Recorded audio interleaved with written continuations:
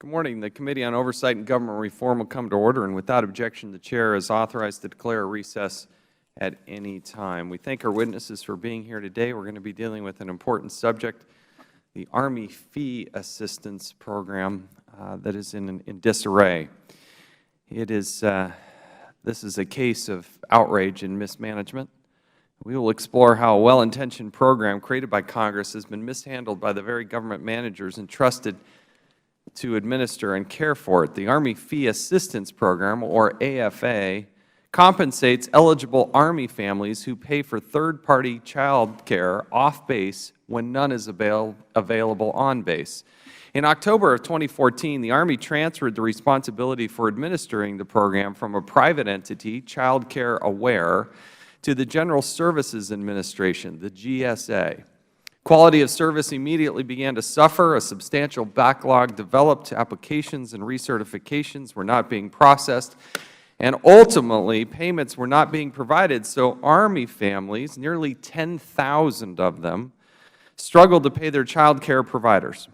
Desperate for help after payment stopped without warning, Army families struggled to break through to customer service to get answers.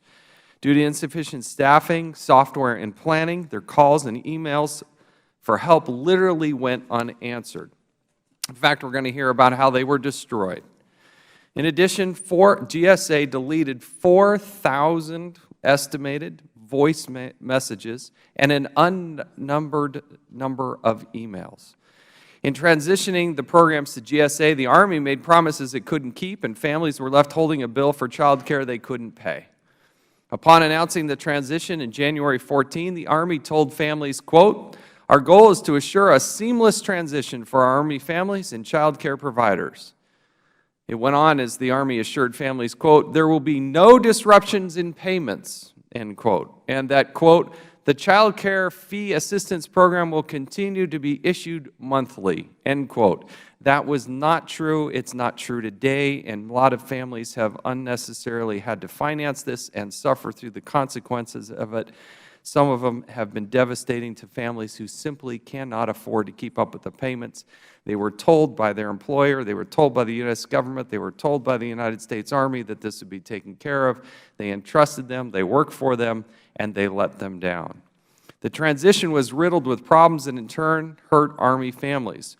This is a quote from one parent participating in the program from the state of New York.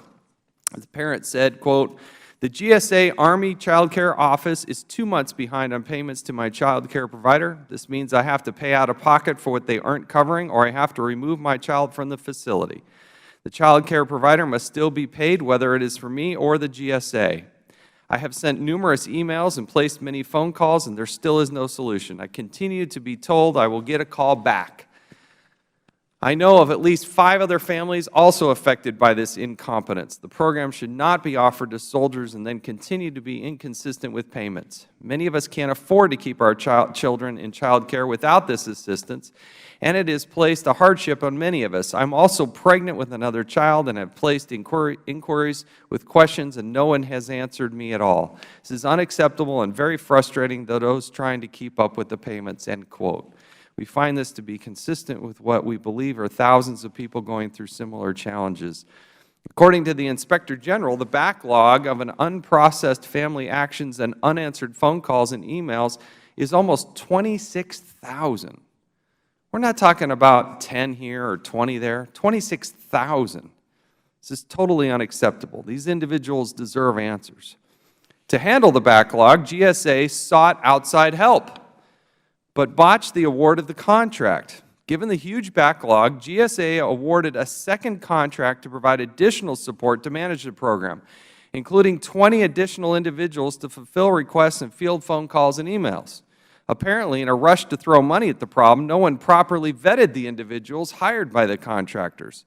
In reviewing those 20 individuals who were given us access to personally identifiable information of the Army families participating in the program, the Office of Personnel Management found that 3 of the 20 contractors should never have been hired. One of the individuals even had an outstanding arrest and bench warrant pending against them. The other 2 individuals had severe issues, including prior bankruptcy filings and financial liens. As part of their normal work duties, these contractors were given access to Army families' personal identifiable information, including Social Security numbers, birth certificates of Army children, tax returns, locations of child care providers, times the children were in child care, home addresses, home phone numbers, bank routing information for people who have an outstanding warrant for their arrest. Also highly problematic, the Inspector General found these individuals were never given the required privacy training, nor were they required to sign non-disclosure agreements required by the contract. One bright spot, once GSA became aware of the compromise of some families' information, it did take immediate steps to rectify this situation, but it should have never happened. It did so by removing these contractors, offering families free credit monitoring services, and creating an action plan in response to recommendations by the Inspector General. I'm tired of the U.S. government just saying, hey, we're going to give you credit monitoring. That ain't going to cut it anymore. We keep doing this by the millions, tens of millions of American workers working for the Federal Government are being offered credit services. That ain't going to cut it, and here we have another case of this.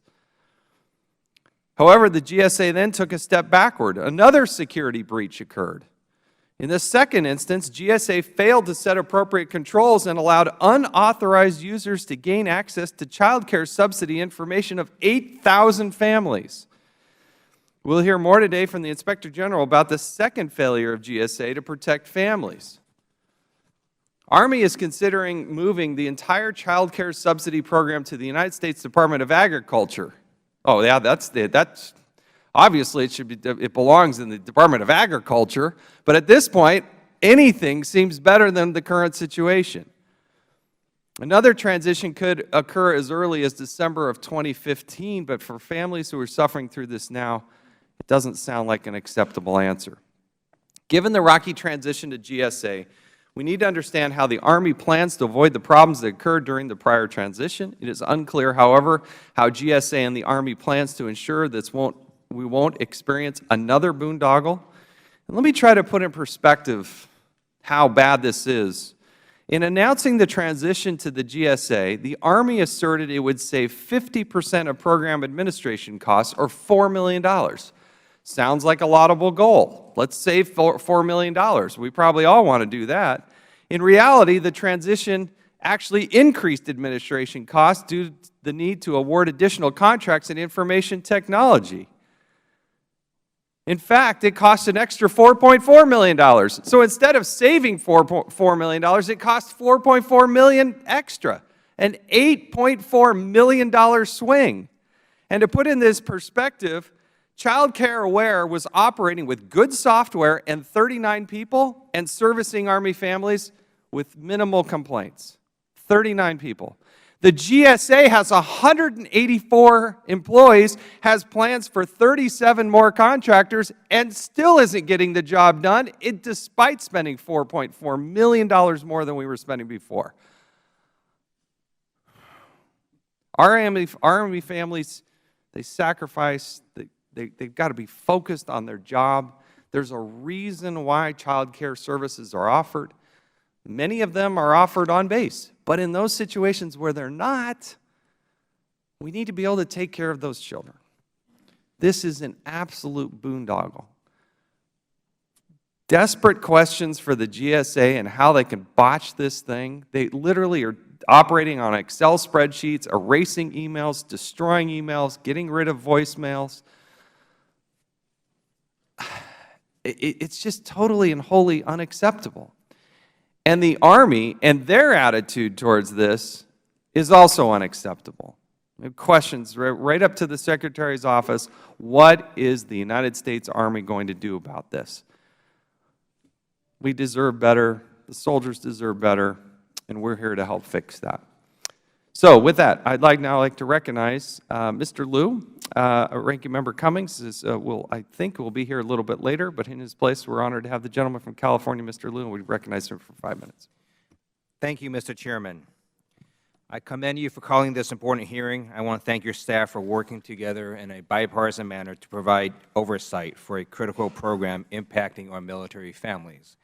Having served on active duty and as a Lieutenant Colonel in the Air Force Reserves, Also, as a husband and father of 2 children, this issue has hit particularly close to home. The GSA's Inspector General report shows that with respect to child care, the Army and the GSA have failed our military families.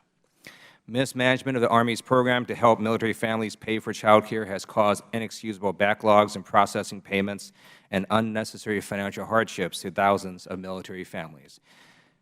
This program offers subsidies to help families pay for child care when it is not available on base.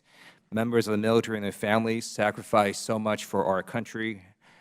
In return, we owe it to them to fight for and protect the benefits that they rely upon and deserve. And as we'll hear from 2 of our witnesses today, flaws in the program's administration have significant consequences for military families. Congress created this program on a bipartisan basis to help military families afford child care. So it's fitting that our committee is addressing this problem jointly. The National Defense Authorization Act for fiscal year 2000 authorized the Department of Defense to provide financial assistance to eligible child care providers who service military and federal employees. Those subsidies allow military families to save money on child care costs. Prior to 2014, the program was jointly administered by the GSA and Child Care Aware of America, a nonprofit organization helping families identify high-quality, affordable child care. GSA and CCA administer different components of the program, with GSA having responsibility for approximately 200 families and CCA servicing nearly 9,000 families. In 2014, the Army consolidated the program's administration under GSA, which promised annual savings of $4 million, but this deal proved too good to be true. After assuming full responsibility for the program on October 1, 2014, GSA realized it had grossly underestimated the complexity of and scope of the personnel and IT infrastructure needed to administer child care subsidies for an additional 9,000 families. I have here a statement from Child Care Aware of America, the previous administrator of the contract. In January 2014, they were processing subsidy payments for all their program participants within the Army's required 10-day period. This is in contrast to GSA, which is now responsible for the program, and whose own IG reported earlier this week that GSA was taking up to 7 months to process the payments. Mr. Chairman, I ask unanimous consent that the CCA statement be entered into the record. Without objection, so ordered. According to a previous report by the IG this past April, by January 2015, GSA had developed a significant backlog of over 11,500 child care subsidy actionable items waiting processing. On Tuesday, the IG issued an updated report finding that GSA officials had been on notice since 2011, and I quote, "GSA's existing processes and personnel cannot support a 9,000 family growth." The report also found that prior to the transfer, GSA, quote, "did not perform a full needs assessment to determine what IT systems were necessary to accommodate the 45-fold increase." As a result of those transition planning deficiencies, the Army has had to spend, as the Chairman noted, an additional $4.4 million to keep the program afloat, above and beyond the original $4 million contract price. And because this significant backlog persists and continues to grow, additional funding will likely be needed to correct the serious flaws in the program's administration. In addition to the GSA's shortcoming, there was, at a minimum, inadequate Army oversight of the program's transition planning and implementation, and perhaps a lack of due diligence in selecting GSA as a sole program administrator. We'll hear from Stephanie Haney, the top management for the Army's program, who said in her written statement, and I quote, "The Army did not provide sufficient oversight to the transition for the risk involved, nor recognize the magnitude once the problem surfaced.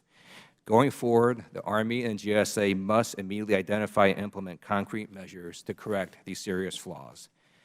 GSA, as a program administrator, and the Army, as a program owner, share responsibility for ensuring the successful operation of the Child Care Fee Assistance Program. Together, they must take steps to eliminate the current backlog so that our military families do not needlessly face financial hardships to pay for child care. I look forward to hearing for a timetable today to show how they plan to fix this program. As we learned from the IG's recent report, one family is now filing for bankruptcy as a result of subsidy payment delays, and that's entirely unacceptable. It's also unacceptable that the IG report's findings show that thousands of emails and voicemails from military personnel was simply deleted by GSA. Our nation's family deserve better. It is my hope that by continuing to work in a bipartisan manner, we can help get this program back on track. Thank you, Mr. Chairman. Thank the gentleman. I'll hold the record open for 5 legislative days for any members who'd like to submit a written statement. We're now going to recognize our first panel of witnesses. Our first witness is Ms. Kayla Hensley, an Army spouse from Fort Meade, Maryland. My understanding is she has a young daughter who is 2 years old who's been engaged in this program and never testified before Congress. We're honored and privileged to have you here, and we look forward to hearing your personal story.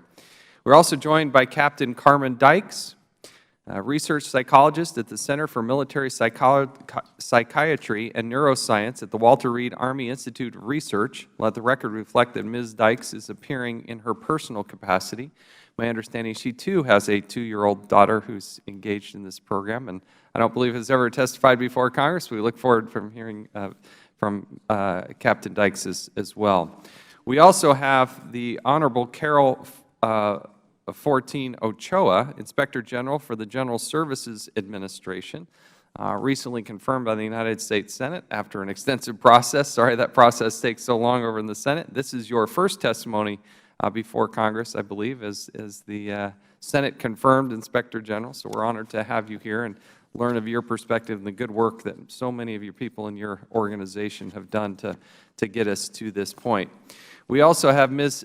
Stephanie Haney, Director of Family and Morale, Welfare and Recreation, G9 Installation Management Command for the United States Army, and Mr. Gerard Bedoric, did I pronounce that properly? I hope so, Chief Financial Officer for the General Services Administration. We welcome you all. Pursuant to committee rules, all witnesses are to be sworn before they testify. So if you will please rise and raise your right hands. Do you solemnly swear or affirm that the testimony you are about to give will be the truth, the whole truth, and nothing but the truth?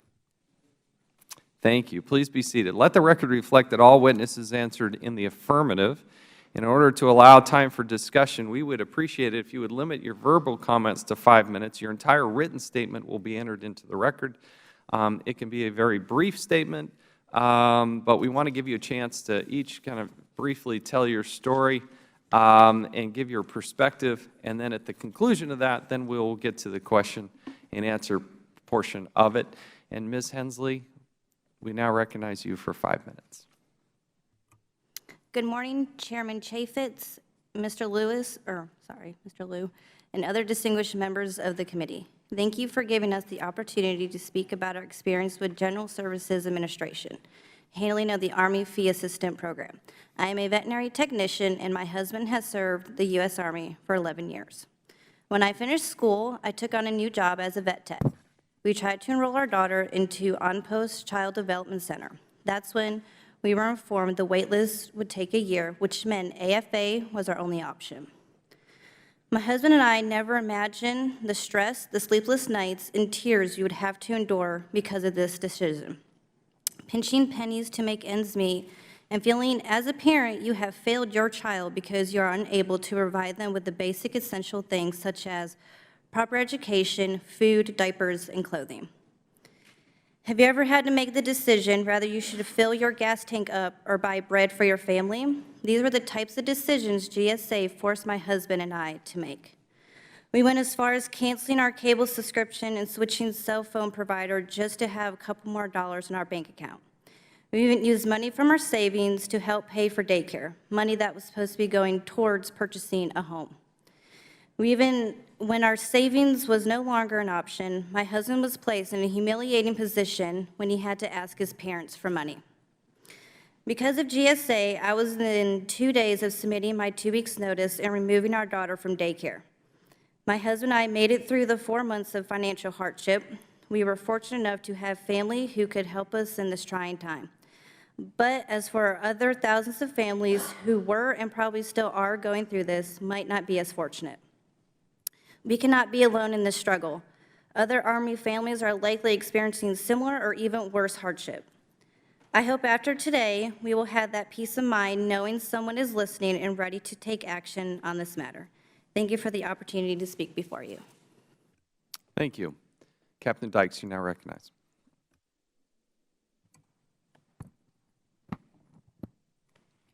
Chairman Chaffetz, Mr. Liu, and other distinguished members of the committee. Thank you for the invitation and the opportunity to appear before you today to discuss the General Service Administration's management of the Army Fee Assistance Program. My name is Carmen Dykes, and while I am a captain in the United States Army stationed at the Walter Reed Army Institute of Research in Silver Spring, Maryland, I am here today in a personal capacity, and as such, these views are my own and do not represent the position of the Walter Reed Army Institute of Research, the U.S. Army, or the Department of Defense. My husband is also a member of the U.S. Army. We live in Laurel, Maryland, with our 2-year-old child, who attends a privately owned daycare in the town in which we reside. The purpose of the AFA program is to provide a subsidized alternate daycare option to Army families who are geographically dislocated from on-post daycares, or in events where there's a long wait list for an on-post daycare. My family falls not into just one, but both of these categories. The U.S. Army does a tremendous job taking care of their soldiers and their civilians. The AFA program is just one of many examples of an Army program designed to help families build and plan for their futures. However, as you have read in my written statement, my family's child care provider has experienced delays in payments and recertification due to the mismanagement of the AFA program by the GSA. What I would like to convey to you now are the specific and lasting impacts that this mismanagement has caused.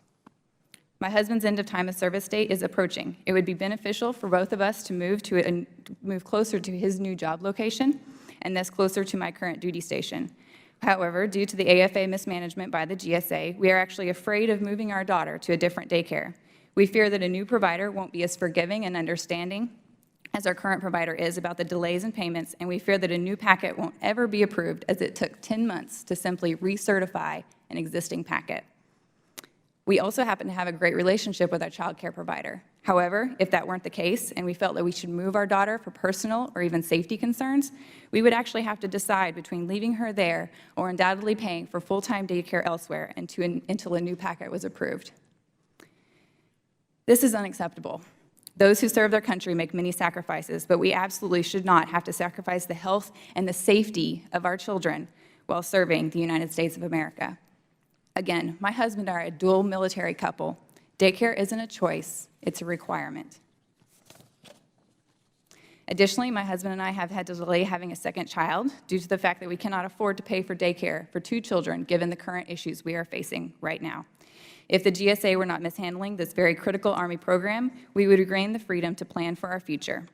Army fee assistant families have to know when this will end. How can anyone plan for a future without knowing what that future will likely cost? Furthermore, if I said that the GSA's mishandling of the AFA program has had no impact on my professional life, I wouldn't be telling the truth. I have, on many occasions, put the mission aside to proactively attempt to figure out why our packet wasn't being reviewed or why our child care provider wasn't being paid. Due to frustration and financial burdens, I have wept alone at my desk, talked at length with close battle buddies, and even described our struggles with the GSA to my chain of command. Everyone has been extremely supportive, but in the end, there isn't anything they can do to fix this. However, with your help, I believe a resolution is possible. In short, and in my opinion, the GSA has failed to uphold its promise to Army families. There no longer seems to be an accountability to ensure soldiers are not encountering extra burdens or unexpected costs associated with child care. The GSA has failed to allow soldiers to plan not only for long-term goals, but for immediate needs. Given the difficulty my own family has had with the GSA's mishandling of the AFA program, it's not hard to imagine what other Army families have gone through. Imagine not being able to afford groceries or gas because you had to pay for unexpected child care costs. Imagine being a new mother or father and being forced to choose between maintaining a new career or to quit working because the unexpected cost of daycare is more than your monthly paycheck. Imagine having your child kicked out of daycare because your child provider had their own bills to pay and needed to work with a more reliable family. Imagine dealing with all of that while your spouse was deployed. Now imagine being that deployed mother or father and getting those monthly phone calls from home about these issues, and tell me if you think that your mind would actually be on the mission. Thank you for your time and for your service. Thank you. Ms. Ochoa, you're now recognized for 5 minutes. Good morning, Mr. Chairman, Mr. Liu, and members of the committee. Thank you for the opportunity to testify about the Office of the Inspector General's report concerning GSA's handling of the Army Child Care Subsidy Program, or AFA. problems in the GSA's administration of the program are significantly affecting Army families.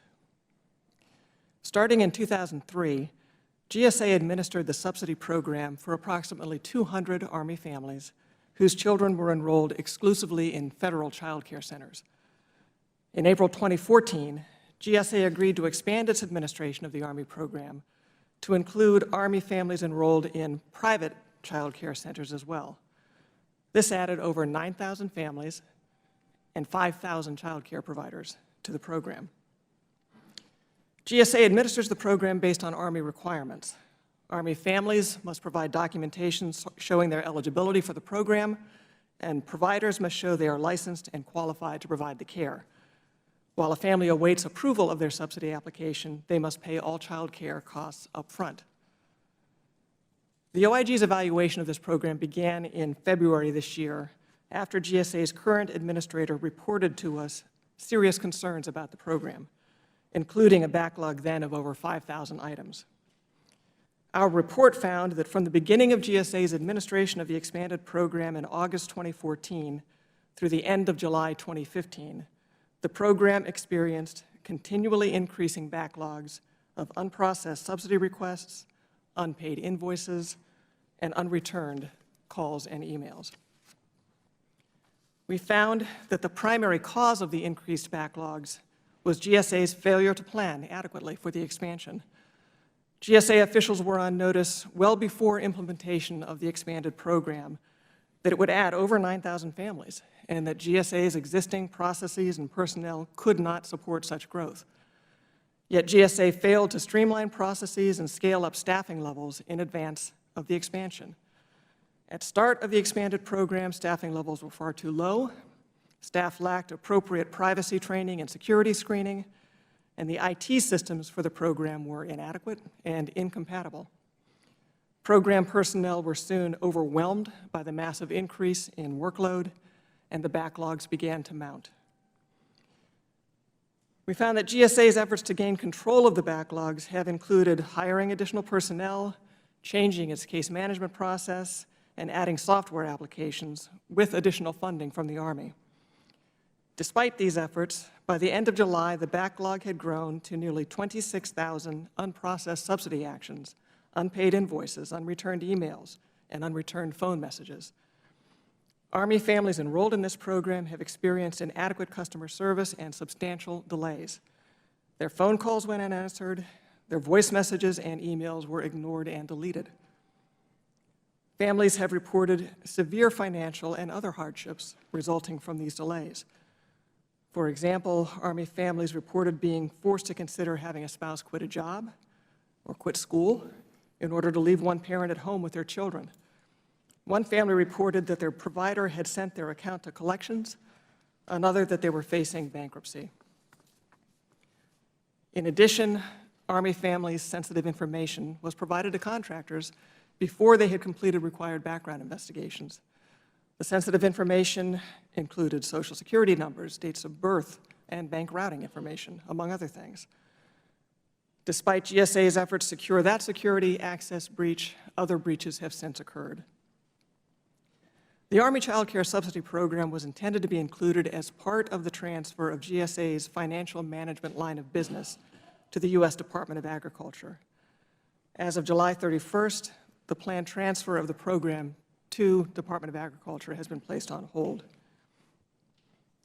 The OIG makes two recommendations in its reports. First, assuming that Army decides to keep GSA in charge of this program, we recommend that GSA work with the Army to form a plan to eliminate the backlog, achieve customer service timelines that are satisfactory to the Army, and ensure the security of Army families' sensitive information. We also recommend that to avoid yet further disruption to Army families in the event this program is transferred elsewhere, GSA should obtain Army agreement and the transferee's agreement on conditions for program transfer. Thank you for the opportunity to testify about this matter and for the committee's support of Inspectors General. I ask that my testimony and the OIG's report be made part of this record, and I would be happy to take any questions the committee may have. Thank you. The entire written statement and record will be made part of the record. Ms. Haney, you're now recognized for 5 minutes.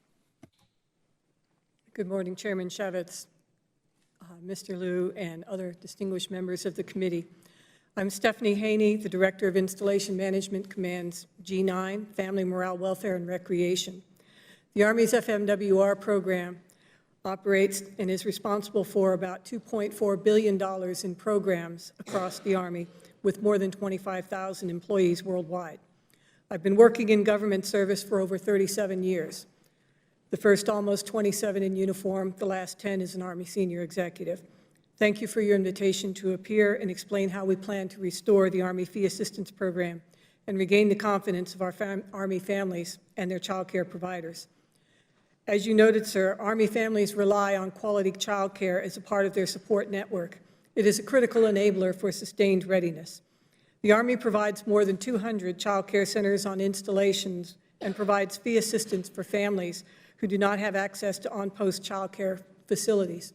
The Army Fee Assistance Program pays community providers the difference between their rates and what would be charged at an on-post facility. From August to October 2014, as a cost-saving measure, the Army transferred administration of all of the Army Fee Assistance Program to GSA. We expected to save $4 to $5 million in overhead administrative costs while keeping the same level of service. It was a logical choice at the time, given the fiscal constraints we were under. However, as a customer service organization charged with taking care of soldiers and families in a timely and responsive manner, we did not adequately assess the risk involved, nor did we take effective mitigation measures fast enough to ensure we provided the level of service that our families deserved. In this, we let our families down, and we violated our own culture of customer service. In November of 2014, a month after we initiated the transfer, we became aware of late payments, but it was not until February that we truly understood the magnitude of the problem. We should have had better control measures to act sooner. Since February, we've undertaken a number of steps to improve the backlog in the service, and we provided additional funding, more staffing, more oversight, improved automation of the application process. We actually began to see reductions in the backlog, but after the release of the GSA IG Management Alert Report detailing the PII problems at the end of April, the backlog returned. And in May and June, it continued to grow. We set up a link on our website notifying parents and providers who were expecting delays or problems with applications to let us know, and we have directly engaged and resolved hundreds of issues. Throughout this entire period, we've been working side by side with GSA. Last month, we once again began to see a reduction in backlog as we continue to seek more process improvements. Close supervision and oversight of GSA performance is ongoing, and we will continue to deploy a subject matter expert weekly to ensure that they make progress. The Army can and will do better. While we continue to work with GSA to reduce the backlog by December, we expect the program to be at a sustainable level. We've learned some valuable lessons throughout this process. We've developed improved metrics, tighter management controls, clearer communication to our soldiers and families, and are in the process of streamlining the entire program. We are also in the process of transitioning the program to a contractor who has demonstrated the capability to handle it. This issue is personal to me. As a career soldier, one of my greatest stressors throughout my career was finding and keeping reliable child care every time we moved. I appreciate what our families are facing and am personally committed to fixing the fee assistance program as soon as possible. Thank you again for this invitation, and I look forward to your questions. Thank you. Mr. Bedorick, you're now recognized for 5 minutes. Thank you. Good morning, Chairman Chaffetz, Mr. Liu, and members of the committee. My name is Gerard Bedorick, and I am the Chief Financial Officer of the General Services Administration. Can you move that microphone just a bit closer? It's just not picking up as much as we want it to. Yeah. My name is Gerard Bedorick, and I'm the Chief Financial Officer of the General Services Administration. I have been GSA's Chief Financial Officer since December 29th, 2014. Before coming to GSA, I spent nearly 30 years in the private sector at companies such as MCI and Xerox. As you are aware, GSA has been delivering Army fee assistance financial services for more than 10 years, and last year GSA significantly expanded its role. GSA went from managing the child care program for 200 Army families to over 9,000 families, and from 46 child care providers to over 6,000. Unfortunately, GSA was not adequately prepared and encountered major challenges at the outset. Simply put, GSA failed in providing the kind of service and level of service that Army families deserve. GSA shares the committee's concern for the welfare of our military families and understands it is critically important that we improve the operations of this program. That's why, on behalf of GSA's entire leadership team, I want to apologize to the two families represented here today and all of the Army families who have suffered frustrations and financial hardships. Our Army families deserve better, and we are committed to getting this program on the right track. I would like to thank GSA's Office of the Inspector General for its assistance. We appreciate the Inspector General's partnership in evaluating this program and in providing recommendations to help us address the significant challenges that GSA has faced in this program. I became aware of the problems with the program shortly after starting at GSA. Due to weak planning and a poor transition from the prior vendor, there was already a large backlog by January 2015. After my initial assessment, I believe that there were three key challenges that we needed to address immediately: complexity and a lack of clarity in the family application process, an inadequate IT system, and lack of capacity needed to keep up with applications resulting from serious understaffing and associated productivity challenges. GSA made changes to our child care website immediately to make the application process clearer, and has worked with the Army to streamline and simplify the application and payment processes.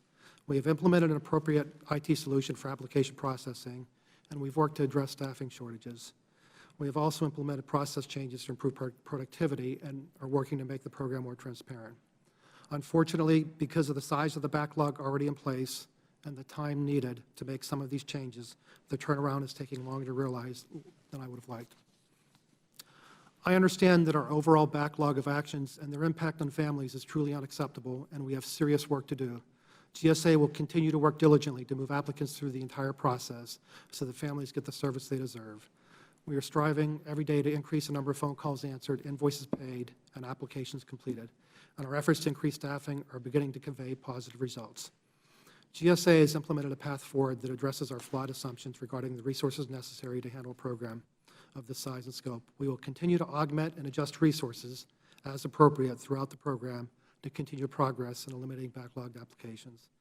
We have developed metrics and benchmarks to get us to a steady state by the end of the calendar year. We at GSA... Mr. Bedorick, could you move that microphone closer to you? I'm having a really hard time here. Yeah, if you It's can all terrible. straighten it out and bring it all closer, there we go. Okay. Do you want me to... Yep. I'm about to end. Do you want me to finish? Just keep going where you are. Okay. Okay. I understand that our overall backlog of actions and their impact on families is unacceptable, and we have serious work to do. GSA will continue to work diligently to move applicants through the entire process so that families get the service they deserve. We are striving every day to increase the number of phone calls answered, invoices paid, and applications completed, and our efforts to increase staffing are beginning to convey positive results. GSA has implemented a path forward that addresses our flawed assumptions regarding the resources necessary. We will continue to augment and adjust resources as appropriate throughout the program to continue progress in eliminating backlogged applications. We have developed metrics and benchmarks to get us to steady state by the end of the calendar year. We at GSA share your dismay at the continued application and payment backlog that has caused hardship for our men and women in uniform and their families. Again, I want to apologize on behalf of GSA. Army families deserve better. GSA is committed to staying the course of our corrective actions and ensuring this program is put on track. GSA appreciates your interest in and oversight of this important program, and I will be happy to answer any of your questions. Thank you. I now recognize myself for five minutes. Mr. Bedorick, how many voicemails were destroyed? Please push the button. Let me say the voicemail should not be destroyed.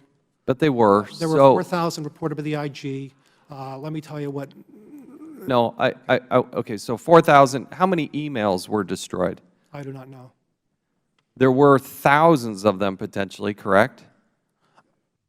I believe we have processed and have all the applications that are there. I do not know. The IG found that there were emails that were destroyed, simply deleted. Is that your understanding, yes or no? I do not believe that any... Ms. Ochoa, did they destroy emails? Use your microphone, move it close, push the button. Yes, the IG found that emails and voicemails were deleted. How many emails were destroyed? We do not have that number, and I don't know if GSA has the number. Mr. Bedorick, do you believe her? Were emails destroyed? I do not know if emails were destroyed. They should not have been destroyed if they were. They certainly should not have been destroyed until we had processed the application. We tend to believe the Inspector General more than we believe you at this point. I understand. Do you believe that an email or a voicemail is a Federal record? Yes, they should not be destroyed. If it is a Federal record, the Federal law requires that the head of the Federal agency to notify the archivist if they're improperly destroyed. Did the GSA notify the archivist that the records were destroyed? No, we did not. Why not? I just learned that the voicemails were destroyed. We have records. When did you We have learn the that? records. When did you learn that? I learned it as part of the IG report, Which was issued when? issued this week. Was it in a previous report? Ms. Ochoa? I think the management alert addressed the backlogs and the sensitive information breach, and not the deletions and purging of voicemails and emails. Ms. Haney, how do you rate the Army's oversight of the transition? If you gave it a letter grade, what would you give it? Sir, at this point, I would, Please move your microphone really close. Move your microphone really close if you could. It's just, thank sir, you. at this point, I would give it a D. So what are you going to do to make it right? Sir, we put in a number of oversight metrics. Okay, oversight metrics. I'm talking to Captain Dykes and Ms. Hensley here. What are you going to do to make their life right? What we have done so far, sir, is several critical things. We have identified some things we can do quickly to speed up the application process for families in the Okay, they already had an application and you failed to have it processed. I'm talking about the thousands of Army families, men and women who've got young children. These two women have two-year-olds. What are you going to do to make their life right? Sir, we're working to speed up the process. We are also working to That ain't good enough. move the entire program back where it belongs, Which is where? to a contractor who has experience and knows how to do it. I still would love at some point an answer as to what you're going to do to rectify the families who, you've destroyed credit ratings, you've destroyed families. Some people are filing, we heard testimony that they're filing bankruptcy. Yes, sir. We'll need to come back to that in greater detail. I still don't understand why Child Care Aware, which could operate with less than 40 people, you throw 184 contractors at it, they still can't get it done. And the answer is, well, we're going to pour more people at that problem. It is pretty stunning that we get to that. We were told by multiple sources that the Army may have invested $3 million in developing a software used by the previous providers. Is that true? How much money have you spent on the software? My understanding is, yes, we did invest in providing a software capability for the previous provider. How much money was that? Sir, I don't have that answer. I can Was it take that. $3 million? Sir, I don't know. I'll have to take that for the record. And you'll get that back to us? Yes, sir. My understanding is that when did you read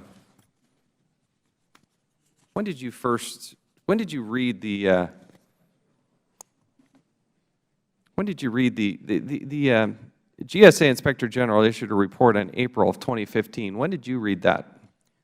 Sir, I read the initial management report within the week that it was issued. You told our, in a bipartisan way in our staff meeting during an August 18th briefing, you told the committee staff that you admitted that you didn't read the April 2015 IG report. Is that true?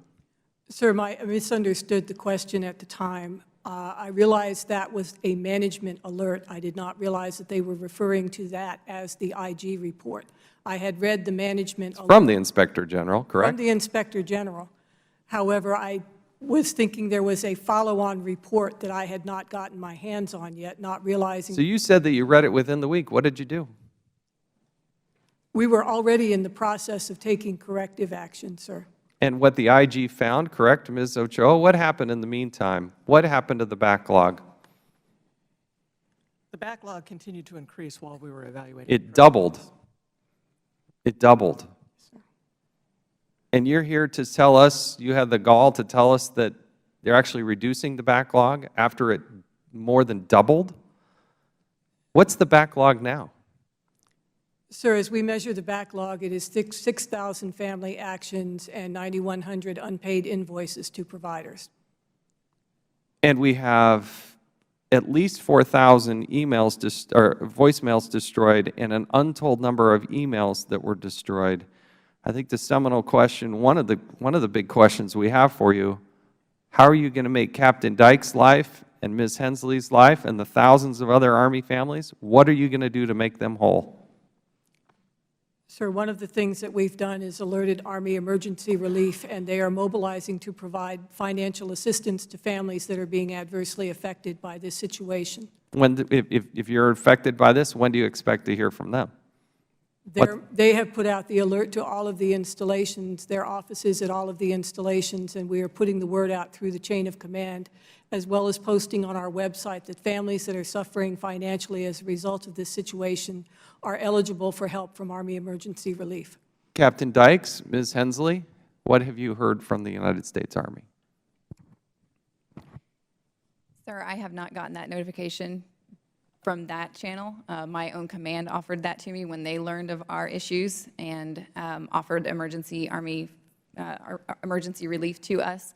However, that seems like borrowing money that should already be there, because you do have to pay that back. It's, you know, it's a short-term loan. So other soldiers who might be in more need might need that money instead of us. Ms. Hensley, what has the Army done to help you? The same as Captain Dykes over here. We never got any of that. His commander said that they could help us, but once again, you borrow money, you're still going to have to pay that back. So, Thank you. My time has expired. We'll now recognize Mr. Liu for 5 minutes. Thank you, Mr. Chair. According to the Army Fee Assistance Family Handbook, this child care program is designed to provide, and I quote, soldiers and families child care services and a quality of life that are commensurate with their service and sacrifice. I think we can all agree that the level of service provided by the Army and GSA has fallen far short of that standard. Ms. Ochoa, according to your April report, the GSA had accumulated by January 2015 a significant backlog of over 11,500 child care subsidy actionable items awaiting processing. That number included unanswered phone calls and emails and unprocessed applications, but it didn't include unpaid invoices, correct? At the time, GSA was not keeping track of the unpaid invoices, or keeping account of them, and did not inform us that they had unpaid invoices. When you add in the unpaid invoices, your report found that as of July 31st, the number was more than 9,100 unpaid invoices, in addition to the thousands of other child care actions not taken, correct? Correct. Okay. Mr. Bedoric, would you agree that those levels are not acceptable? Absolutely. Okay. Now, Yes, Okay. they are not acceptable. thank you. Now, Mr. Ochoa, you also note in your report that even though GSA took all these actions between January and July, the backlog actually continued to grow, and that by July 31st, it had more than doubled from its level in January to nearly 26,000 unprocessed actions. Is that correct? That's correct. Okay. So, Ms. Haney, I do commend you for your military service and your lengthy federal service. You state in your statement that you have confidence that you can get this program basically back on track by the end of this year. What gives you that confidence if the backlog has actually continued to grow? Why do you have any confidence at all in what GSA has done or can do? Sir, two things generate a certain level of confidence. One is that GSA has successfully identified with accuracy the number of actions required. They have identified what they are capable of doing. It is after an assessment of this that we determined to initiate a bridge contract to take the pressure of new actions off of GSA and let them focus exclusively on working the backlog, and then do a deliberate transition of actions over to a new contract. Okay, thank you. Ms. Ochoa, in your report, you state that GSA should establish a plan with performance indicators, benchmarks, and implementation strategies. I thank you for that recommendation. And Mr. Bedorick, will your office commit today to providing the committee a plan consistent with the recommendations in IG's latest report to this committee within a week? Yes, we will. Okay. And Ms. Haney, will your office commit to working with the GSA to get us that written action plan also within a week? Yes, sir. Now, let me ask you this question. Why doesn't the Army just switch back to CCA? It was totally fine. It's working for the other services. Why don't you just do that? Sir, honestly, the backlog is in such a state of disrepair at this point that I don't think a contractor would be willing to take it on. In addition, we've been talking with Child Care Aware, and they need time to put the staff in place to be able to do it right. What They about, recognize what it. about simply just paying 50% of all of these invoices, just so the Army military families have something to rely on, and then do the rest later? Why can't we just do that? Sir, what we have done to speed up the payment of invoices, we found that a large part of the delay was due to a discrepancy between the invoiced amount and what GSA had in their records as what the provider was supposed to be paid. This could be due to a child aging up into a different category. It could be due to numbers being transposed on an invoice. Thank We you. have directed them to pay the invoice. Thank you. I just want you to consider making sir. some partial payments immediately. We have essentially directed them to go ahead and pay the invoice, and we will work out the discrepancies. Because the discrepancies is a small amount of money, it's important to not reach into the family's pocket the way that they have had. Thank you. Mr. Bedorick, has anyone at GSA been disciplined for deleting emails and voicemails? No one has been disciplined. Okay. Can you look, can you push a button and say that again? Yeah. No one has been Okay, disciplined. can GSA look at disciplining people for deleting voicemails and emails? Yes, we will look at that. For the record, I would like to And say- those voicemails, emails may have contained whistleblower information or information about fraud, waste, and abuse, and you wouldn't know that, correct? I would not know that. Okay. And my final question to Ms. Haney, has anyone been disciplined at Army Installation Management Command for this fiasco? No, sir. Okay, could you look into that? Yes, sir, we will look for culpability. Thank you. Now recognize the gentleman from Florida, Mr. Micah, for 5 minutes. Well, as I complete my more than 2 decades service on this panel, every time you attend, you say, it just can't get any worse. The agencies really can't screw things up any in a manner that could be more devastating. Sounds like thousands of military families have been left in chaos for their child care. Is that pretty much the situation? Our 2 service women, you're left in chaos, Yes. ma'am? Yes. First of all, I disagree with my colleague. I respect him, but I don't think we should pay 50% of the bills. I think you should pay the damn bills. Pay the 9,000 invoices. And that can be done. I'll send my staff down there to help you do it if you can't do it. And you can't come here and testify and tell us that you can't find a contractor that can pay the bills. That's baloney. Is there any problem with them not having contract authority to do this? Our Inspector General, do they have contract authority to pay the bills? If you pay a bill and it is a bill that is fraudulent or not proper, aren't there means to recover that money? Yes. Isn't it a crime if you defraud the United States government? Yes, sir. Okay. Pay the bill. This is shameful. What a nightmare for our military families. Again, thank you, Mr. Chairman, for, you know, this isn't the Iran deal, this isn't Watergate, it isn't IRS scandal, but this is a horrible scandal for our military families.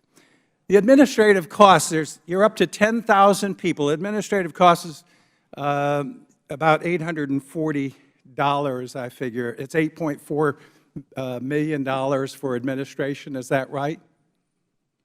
Yes, sir, at this point. Approximately, yeah. And you can't find somebody that can process this? Well, first of all, I think you need to go back and just do a chart, what you're entitled to. If you've got kids and you're in the military and you put them in daycare, if it's on base or off base, here's the chart, here's your rank, here's what you get. And get out of the billing system and all these, this paperwork. You've created a monster. GSA. My report here is, you didn't know about this just last year. It says Army and GSA began internal discussions in 2011. You knew this was coming. You weren't there, but they knew this was coming. Is that correct? Yes, they knew it was coming. And you couldn't get it right? You couldn't get it right? Again, you can't find a contractor. Who in GSA is responsible for this program? What person is responsible? I am responsible for the program. You're responsible. Yes. You've been responsible during the period of the chaos? No, I am not. I have not been responsible for the transition. and the setup of Okay, the program. have you been rewarded? Have you gotten a bonus the last year? No, I've only been with the federal government since January. Yes, I'm sorry. Okay, and who's working with you? I want a list of the GSA people working on this. I found in the past they end up getting bonuses. They do lousy work and they get bonuses. I want you to submit within the required days to this committee who's working on it specifically, what their pay scale, and if they've got a bonus during this period. Can you do that? I can do that. And who's in charge of? Yeah. When's a reasonable date to have that? I want it within 30 days, or I'll ask for your resignation. I want it within 30 days. You give me a list, and I want a list of the people who have their pay, and if they've gotten any bonuses, if they've been involved in this program.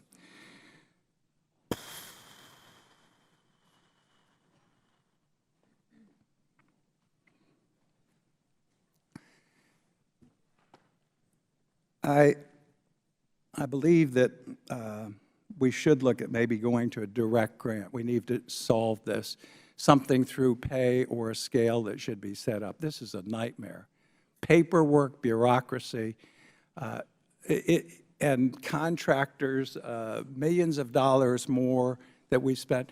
And we have only 10,000 families in this program. Is that correct? Am I wrong? 10,000? And you can't find a vendor that can handle 10,000 applications and make payments to vendors? There's now 5,000 vendors, I understand, that are eligible. Is that correct, approximately? Anybody know? Yes, Do you sir. know? Is it? Yes, sir. I'm just asking. Again, I have never seen anything so screwed up and intended to do well for our military, transferred to GSA with plenty of notice, and then this results. This is, Mr. Chairman and my fellow members, this is shameful. I yield back. Thank the gentleman. Now recognize the gentleman from Massachusetts, Mr. Lynch, for 5 minutes. Thank you, Mr. Chairman. And I agree with the previous speaker. This is shameful that this has happened. First of all, I want to thank you all for testifying. Thank you for coming before this committee to straighten out this problem. I want to thank you for your service to our country, and Ms. Hensley, your family's service to our country. You would think that based on the importance of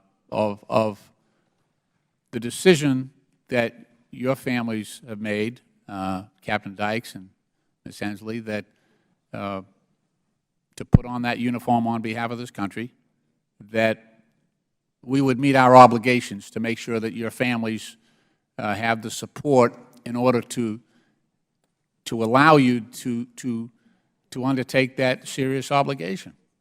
And it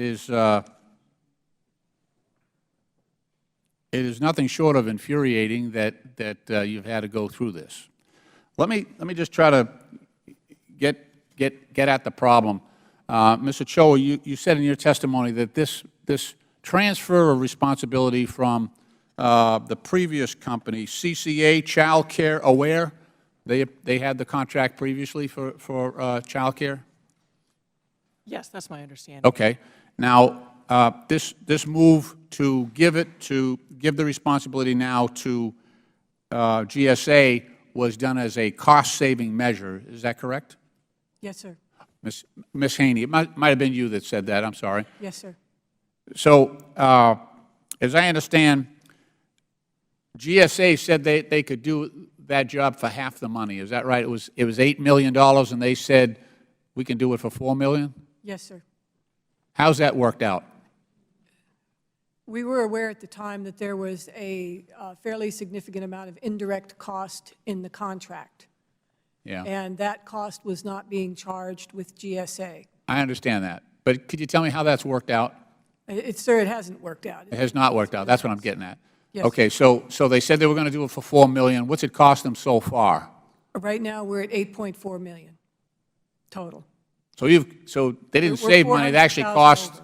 $400,000 more Yes, sir. than the previous contractor. Captain Dykes, Ms. Hensley, did you have any contact with this CCA? Were your kids in that program? Yes, Mr. Kong, I absolutely did. It was operating smoothly, everything. Was it? Yeah. Tell me about that. How did they handle the responsibilities that they had to your kids and your family? We all had one person that we answered to, so there was one individual taking care of a number of families, so I only had one number to call. That woman took care of not only placing my child into a child care, because it's rather difficult to find in the DM, the district where the people that actually meet the requirements are located, so she gave me lists of people in, various areas on my way to work, that were convenient to me and my husband. She held our hand through the entire process. And then we actually had to switch child care providers because the one that I was using ended up to be too far away. We were new to the area. So whenever we needed to switch over, that was when I was informed that they no longer had that service. They couldn't help us, and so I was just kind of left on my own to find these people. And I luckily did find a woman that has been very, very great for our family, a really good fit. But that service was no longer there, and starting in October, it went downhill significantly. Okay, Ms. Hensley, have you had did you have dealings with Child Care Aware, the previous contractor? So our story is a little bit unique. We were, at the time of when we had NACRA, we were about 2 days away from getting the documents pulled through stating that, you're going to get your, everything's going to be fine. We actually never got any emails or anything stating that the switch was going to occur. Yeah. So, okay, go ahead. I'm sorry. so overnight when we went back onto the NACRA website to finish filling out the paperwork and stuff, they said that it was no longer there. Okay. So at that point, we had to start from scratch all over again. So. Okay. All right. I get it.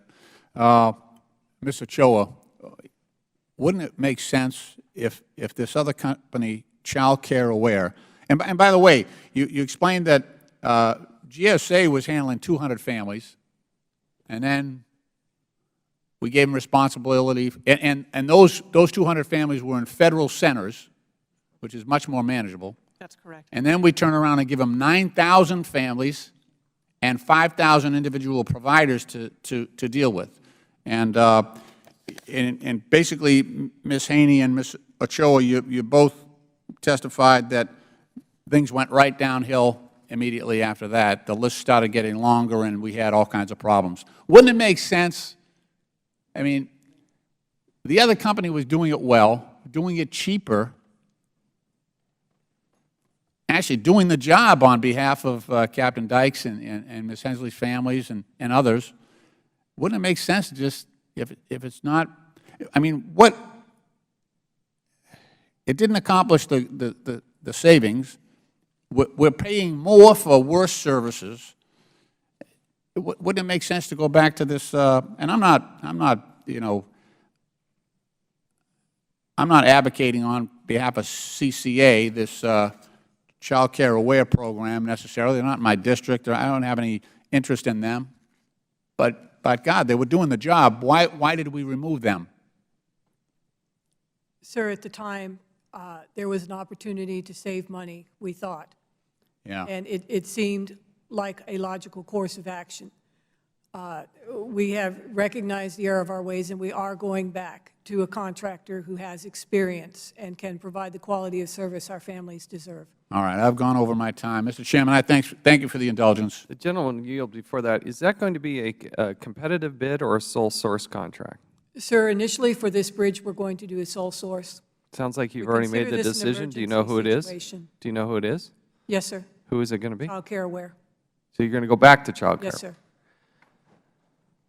If you can provide the details of that, we would be very appreciative. Yes, sir. We're still working it out. We haven't, they have to get their staff on board, and then we'll be in a position to let the contract, sir. Thank you. Thank you, Mr. Chairman. Thank the gentleman. Now recognize the gentleman from Georgia, Mr. Heiss, for 5 minutes. Thank you, Mr. Chairman. Mr. Haney, Ms. Haney, I want to go back to what you were just now talking about because it seems like we may be finally on a path to correcting all of this. So you said you're going back to Child Care Aware. Yes, sir. Okay. When will that be made public, and when will Captain Dykes and the Hensley families and others be aware that relief is on the way? Sir, we're in conversation right now. They are beginning to pull staff in so that they will be in a position to take over the contract. In conversation with who? Yes, sir. With who? With Child Care Aware. Okay. We've learned a lot of lessons in this, and this is going to be a very deliberate event, so it will be a transition where they initially take on some responsibility and then full. So if I may, I will take that question for the record and give you our timeline when we Yeah, get I it want developed. time frames. We've got families that are suffering. We need to know, when is this transition going to be completed? What are the benchmarks that you're relying upon in order to meet the transition in a time frame so we don't have further bankruptcies and families suffering? It's inexcusable what's taking place. Now, you said just a little while ago that that no other contractor would take this scenario on right now because it's in such disrepair, and yet CCA is going to take it back. Has Yes, that sir. been agreed to? Yes, sir. They are agreeing to help us. They are agreeing to a transition, but they're not taking the whole contract on all at once. They're All right, gonna so do what this in what a is the deliberate plan? fashion. What part of the contract are they taking, and what's going to happen to those families that are not part of the immediate contract? GSA is still being held accountable for fixing the backlog and taking care of families as quickly as possible. At the same time, we will start. That does not sound possible, Mr. Bedorick. Is that, this thing has been messed up from the get-go, and now all of a sudden you're supposed to correct this during a transition while it's going back to CCA. That doesn't sound like it's a possible task. You guys have messed this thing up pretty thoroughly. The Turn your move, mic on, please. okay, It's on. okay.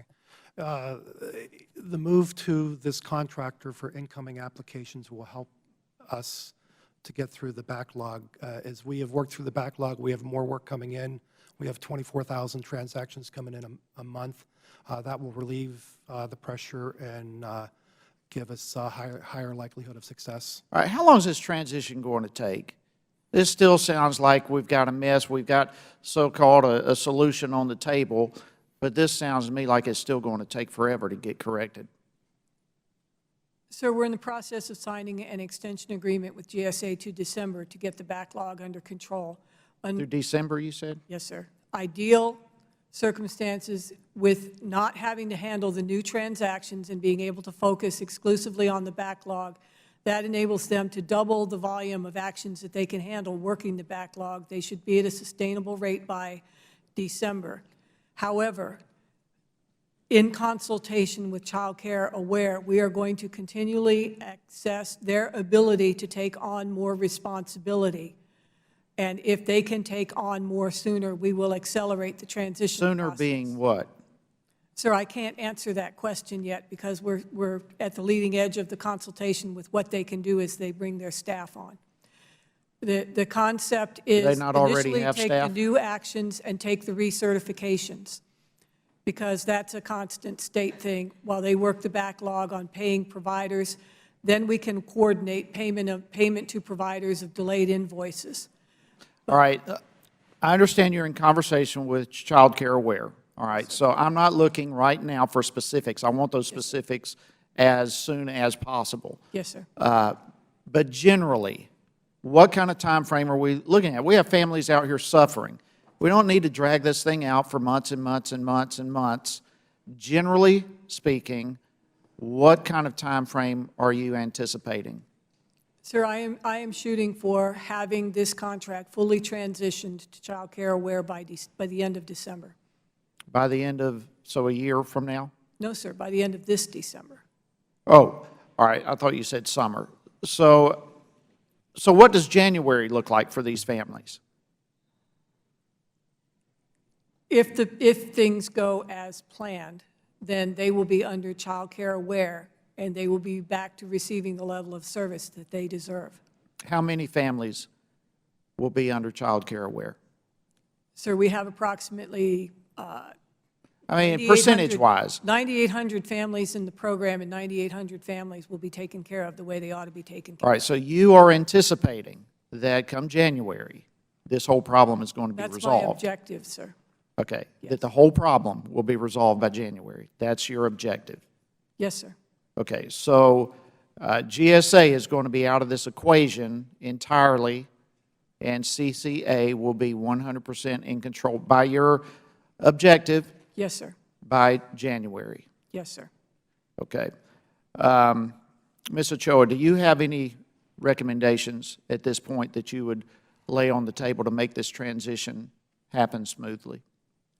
Well, one of the things we did recommend in the report. Can't hear you. One of the things that we did recommend in the report is that in the event of a transfer of the program, which it sounds like is in the works, GSA and the Army and the transferee have to work closely to avoid any further disruption to Army families. That's what Yeah, that sounds good, but that's got to happen. We have families suffering, and this has got to stop immediately. And I look forward to getting your response on the specifics of the timeline and the benchmarks, and I appreciate that. I yield back, Mr. Chairman. Thank you. I think the gentleman will go ahead and schedule and notice a hearing for January 2nd, sounds like. So we look forward to seeing you back. Now I recognize the gentleman from Virginia, Mr. Conley. Thank you, Mr. Chairman. And congratulations to the U.S. Army and GSA for bringing Democrats and Republicans together here in the Congress.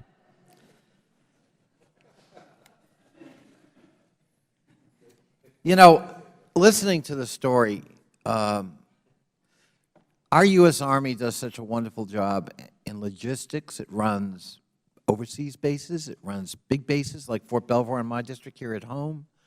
Millions of people process. We fight wars. We deploy troops. We engage in peacekeeping missions. We run commissaries. But child care is beyond us. And relatively speaking, the numbers are small compared to the other missions and tasks the Army and GSA face. And it passeth understanding how we could have arrived at this point. Nobody obviously intended to do harm to the program, but decisions were made that had consequences. Consequences on real people. You're a parent, and you have to work. There is nothing more sacred than the care of your child. And when you entrust to any entity, an individual caregiver or an institutional caregiver, your child, we in the public sector have a sacred obligation to do the very best we can for that child and that family. Ms. Haney, what in the world possessed us to decide to change a program that was working and go with GSA? Why did we decide that? Sir, according to the documentation. I'm going to ask everyone to speak into the mic like I'm doing, because it's hard to hear you sometimes. Yes, Thank sir. you. According to the documentation at the time the decision was made back in August of 2013, Fiscal pressures were causing the Army to look everywhere for ways to gain efficiencies and save money. You thought you'd save money. Yes, sir. How'd that work out for us? Not so good. How come? We did not do our due diligence in inspecting the capability of GSA to take on an expansion of the program. We did not communicate effectively with each other. GSA didn't let us know they weren't ready. We didn't go in and check and make sure they were ready. And that put us on our back foot at the outside of the program. Mr. Bedorick, so they didn't do their due diligence, but GSA made a representation to the Army that it was capable of undertaking this task. Is that correct? That is correct. Speak in. Yes, that is correct. And you got it wrong, too. GSA got it wrong, yes, absolutely. How did that happen? GSA got it wrong. Again, I'm going to ask you to speak into the mic. I can't hear you. Okay. GSA underestimated the level of effort. They looked at the level of effort it was taking to support child care and families with the federal daycare centers. They underestimated the effort it would take to support 6,000 providers. They underestimated the system needs and complexity, and the $4 million that we agreed to do with Army was too low. I'm focused on the backlog. I think I'm correct that there's a backlog, or was a backlog, of about 9,000. Is that correct? The backlog of invoices or the backlog? Of invoices. Yes, there's about 8,000. 8,000. What's the average invoice for? Average invoice is a little over $300. $300. Is that the average monthly cost to put a child in child care in the program? It's per child, yes. The invoice Per child, per month? Yeah. Per month. So, I don't know, what's the salary, do you think, of the average client in the program? Monthly salary that the U.S. Army pays? I have no idea. Ms. Deitch, can you give us a round ballpark figure? Not necessarily yourself, but people you know. Ballpark figure? Yeah. Mr. Congressman? They're making $30,000 a month? No, no. Oh, no, no. What are they making? Probably $2,000 to $3,000, sir. $2,000 to $3,000. Yes, sir. So if I haven't been reimbursed for my $300 monthly child care, and maybe I have 2 kids, so my cost is more than $300. From a cash flow point of view, for an active duty service member, that's a hardship. Yes, definitely. GSA aware of the urgency of the need to reimburse men and women in uniform for their child care? Yes, we are. So how in the world did you end up with a backlog of at least 8,000? Yes. We receive Not enough people working at GSA? we receive 12,000 invoices a month. We have about 35% that air out for some kind of I reason. still can't hear you, Mr. Medord. We receive 12,000 invoices a month. We have roughly 30%, 35% that air out. I believe we're too stringent in ensuring that the amounts were precise. We have fixed that going forward. Well, it's commendable, it's obviously commendable to verify Yes. so that we're not wasting taxpayer dollars, but it's also critical that the families we're trying to serve are served in a timely fashion so that they're not experiencing a cash flow squeeze. And one would think that would be a priority, both for the Army and for GSA. But we're not talking about people who are, getting rich like Donald Trump in service to their country. These are men and women who are making sacrifices for their country at kind of modest compensation, but who nonetheless have family obligations that need to be met. And it seems to me that in that sacred obligation we've got to kids, to men and women in the uniform, we also have part of that by extension is, and they be reimbursed in a timely and efficient manner. Would you not agree, Mr. Bedorick? I agree. Thank you, Mr. Chairman. Thank the gentleman. Now recognize the gentleman from Iowa, Mr. Blum, for 5 minutes. Thank you, Mr. Chairman. Thank you so much for holding this most important hearing. And I also like to welcome the panel. And for those of you that have served in the military or are currently serving in the military, thank you for your service to this great nation of ours. Much appreciated. Mr. Bedorick, you're a former Executive Vice President of Xerox, is that correct? Senior Vice President, yes. And you also have executive experience at, I believe, Verizon and MCI? Yes. First of all, I'd like to say I'm glad you're here. I think I'm a private sector person myself, and I think we need more private sector experience in the federal government, not less. That being said, I'd like to ask you a few questions. Did Xerox and did Verizon, did MCI take care of their customers? Yes, they did. I'd like to ask you, who is the customer of the GSA? The customer is the Army families. Could you say that once again? The Army families are the customer. Do you think most people in the GSA understand that? Do they understand who the customer is in this situation? I believe so, but I don't absolutely know. Mr. Bedorick, what would happen if Xerox or Verizon in the private sector did not take care of their customers? What would happen? What would happen to the company, and what would happen to the executives? First, they would take action quickly to remedy the problem. And what would happen if they didn't? What if they didn't take action quickly to take care of the customers? What would happen? What would happen to Xerox? Xerox, Yeah, you're a former senior vice president there, correct? yes. If you had a division that was not taking care of their customers, what would you do? Yeah, there would be focus. It would get fixed, whether it was resources or the company needed to lose money. They will get things in place to make the situation right. And what would happen to the management? The Would they keep their jobs? Would they get bonuses? Would they be terminated? What would happen? If it was not working, they would certainly not get bonuses. They would be required to fix the problem as soon as they could. They could lose their job.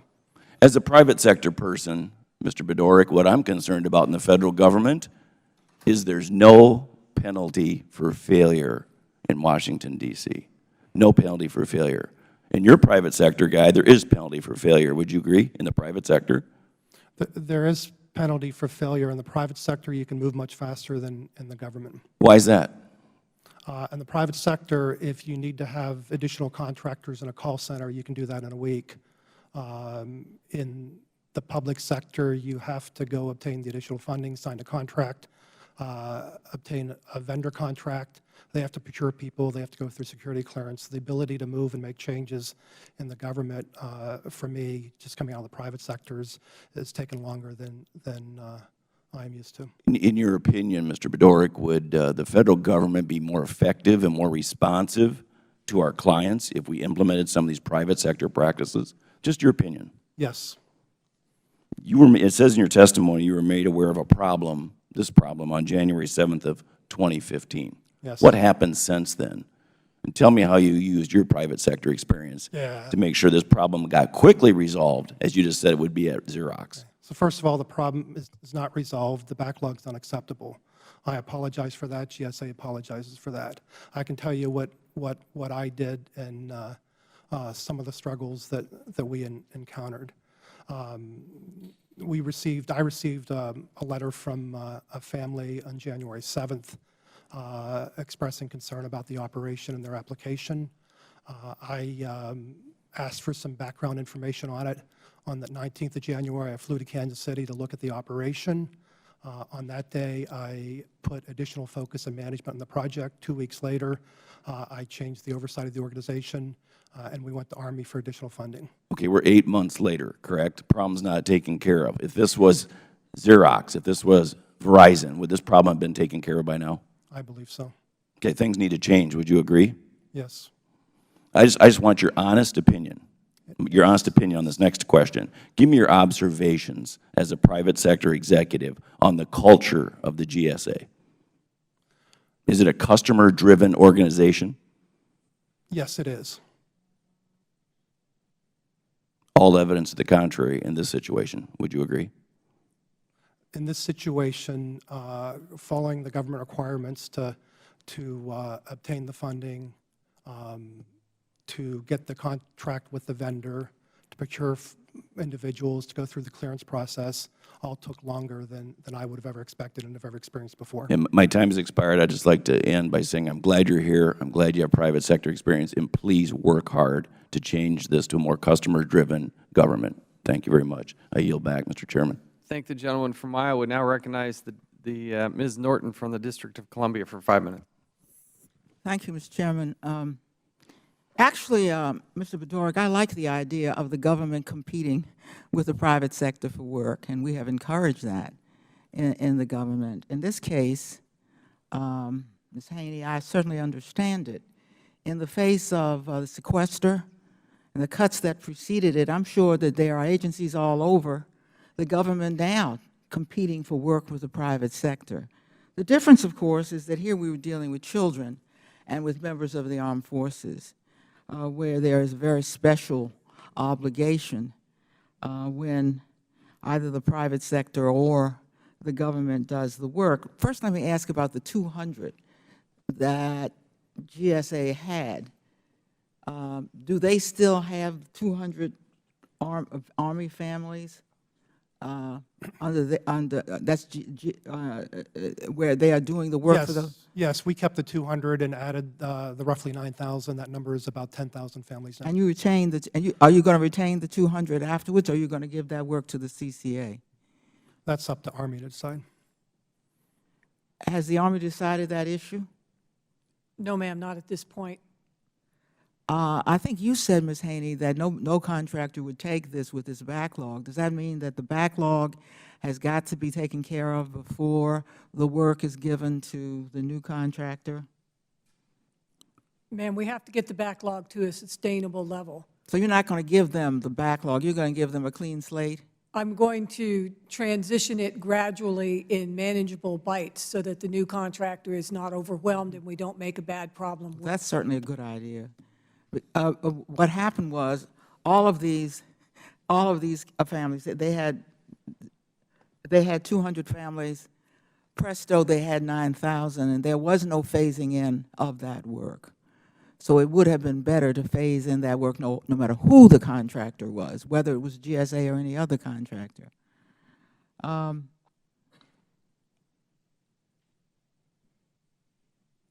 understand that this matter was not rectified until it came to the attention of the public through an NBC4 investigation here in the District of Columbia. Is that true?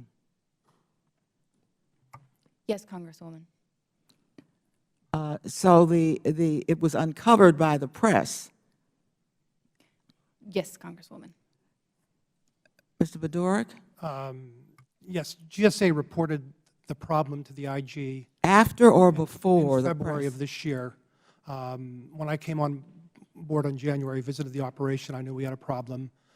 That was disclosed to the IG. We asked them to... I'm just trying to get the dates here. I mean, you disclosed it. Yes, in February. So did you speak to the reporters from NBC4 who made this a public matter about what GSA was going to do about it? Or did anyone at GSA say what it was going to do about it at the time that it became a public matter? I did not speak to them. Our public relations organization did. I'd like to ask you, Ms. Dykes, it sounds to me that that essentially without the subsidy, you would be out of pocket. Or what did these families do? Did they somehow quickly get somebody else to take care of a child? Have they lost money? And can you calculate the amount of money you have lost, if you have lost any? I mean, perhaps somebody had a relative, happened to have a relative in this area. I don't know. But I'd like to know whether you are out of pocket as a result of not getting the subsidy. Yes, Congresswoman, we were out of pocket upwards of $2,000 and $3,000 at one point. We have been, once the News Channel 4 took over the issue and made it public, we were paid the very next day, our child care provider was. But yes, if If you don't have family in the area to help you out with this, and like I said, my husband and I are a dual military couple, childcare is a requirement. We can't just not go to work. So, and also most military families are dislocated from their family, their main, their mothers, their fathers. They've been relocated. So that is also not an option for most military families to rely on mother-in-laws. GSA, what was GSA's track record with the 200 families? And was there any investigation done of that? I mean, before you get triple your caseload, surely someone looked to see what GSA had already done with 200 families committed to its care. Ma'am, the Army had a 10-year relationship with GSA supporting the 200 families with no problems. So we had a good relationship with them as far as... So the problem was with the scale and, of course, with the anxiety GSA and other agencies are feeling to cut costs. So I think, while I think it's inexcusable that these families were left in this way, I do think that for the government, for we who are in the government who are responsible for the sequester, who are responsible for the cuts, to sit up here and act as though GSA had all kinds of options and it just didn't take the right one is not entirely fair. That's why I wanted to bring that out. I go back to my premise, though. We are dealing with, as far as I'm concerned, the most precious people in our society. Their children would come first. Second would come their parents, because these are all volunteers taking care of us in the United States. Thank you. Thank the gentlewoman. And before I recognize our next two members of Congress, in addition to Mr. Liu and his service in the Air Force, these next two members of Congress have storied histories and service to our country. We also, I'd like to recognize, and if you wouldn't mind standing, we have Evan Hensley and Austin Dykes. These are the husbands of the two witnesses today. Evan Hensley is a Sergeant E5. Austin Dykes is a Specialist D4. We thank you, gentlemen, for your service. Sorry you're going through this. We appreciate your wives stepping forward and doing the right thing and helping us out here and testifying. Testifying before Congress is not necessarily an easy thing to do, but we appreciate your sacrifice and here to help solve this problem and take care of each of you have 2-year-old daughters, and we again thank you for your service. Thank you. With that, we'll now recognize the gentleman from Oklahoma, Mr. Russell, for 5 minutes. Thank you, Mr. Chairman. I really do appreciate the courage that you have coming here today, all of you. From the testimony, it appears that everyone is being very forthright and is owning the problem. Having raised 5 children on soldier's pay, at any grade, it is hard work. And it's infinitely important in order for you to carry out your missions and your capacities that your family is taken care of. I would ask first, Mrs. Hensley, have you or your husband received any pressure from your chain of command on your willingness to come forward and testify, or any discouragement to come and make this problem known? No, Mr. Congressman. And Captain Dykes, have you received any discouragement or pressure about stepping forward and helping resolve this matter? No, Mr. Congressman. Okay, thank you. Colonel Haney, first off, thank you for your distinguished service. While you're here in a capacity as a director, I know that you get it from your distinguished service to our nation for 26 years. And thank you for that. The fact that you've owned the problem like a badge today with your forthright answers gives me some comfort that as we've had these hearings, that people are trying to solve and work the problem. With regard to the funding, does any of the funding to these programs come from the MWR feeds, from commissaries, or base exchanges or post exchanges? No, sir. On the MWR arena, child care is considered a mission enabler, a Category B activity, which means it is partially funded both by appropriated funds and by non-appropriated funds. Okay, thank you for that clarification. And for either you, Colonel Haney, or Mr. Bedorick, in your capacity now that you've jumped into this problem, can you explain the subsidy cut? I know when I was serving my career in the Army, we all got the same amount of money for food. Whether you were a private or a colonel, the human basic needs is the same. How can we explain the cut in child care, and how can we explain that a 2-year-old is not as important as, say, a 3-year-old, or is more important than a 3-year-old when it comes to child care or the service member or family member's ability to care for that child? I mean, the needs are still the same. Have any of you, or even Mrs. Ochoa, have any of you discovered why we have this degrading scale? Sir, the program fees charged are based on 2 factors. There are 9 categories established by DOD based on pay, combined family income. And so it's not tied to rank or status, but it's based on combined family income as to what a fee would be charged within a child care center. Then within the child care center, fees are graduated according to the age of the child because there's different ratios required for child care. An infant, you have 1 caregiver per 4 infants, so they are more expensive to care for than school-age children who can have a 1-to-10 ratio. So school-age children cost less than infants, basically within that convoluted fee structure. There's a matching structure for the Army Fee Assistance Program that we provide the difference between what is charged off post and what you pay on post up to a certain cap. And I follow the logic of some of that, but I guess we shouldn't punish our volunteer warriors because of what their spouses may or may not do, whether they're employed or not employed, because by doing so, we discourage all people that have capacity to defend this nation.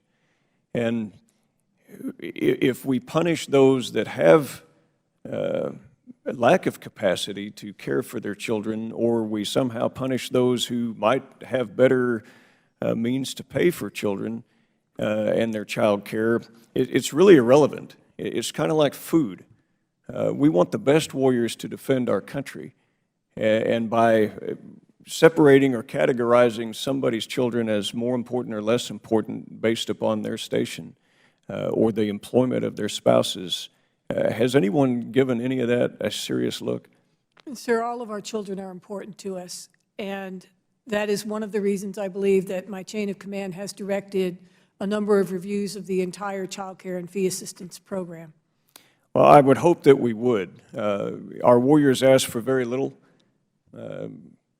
They certainly don't serve for pay. I never did. And I would think, we ask for our families to be cared for certain medical expenses to be paid for, and for honors at burial. And that's really all we ask for.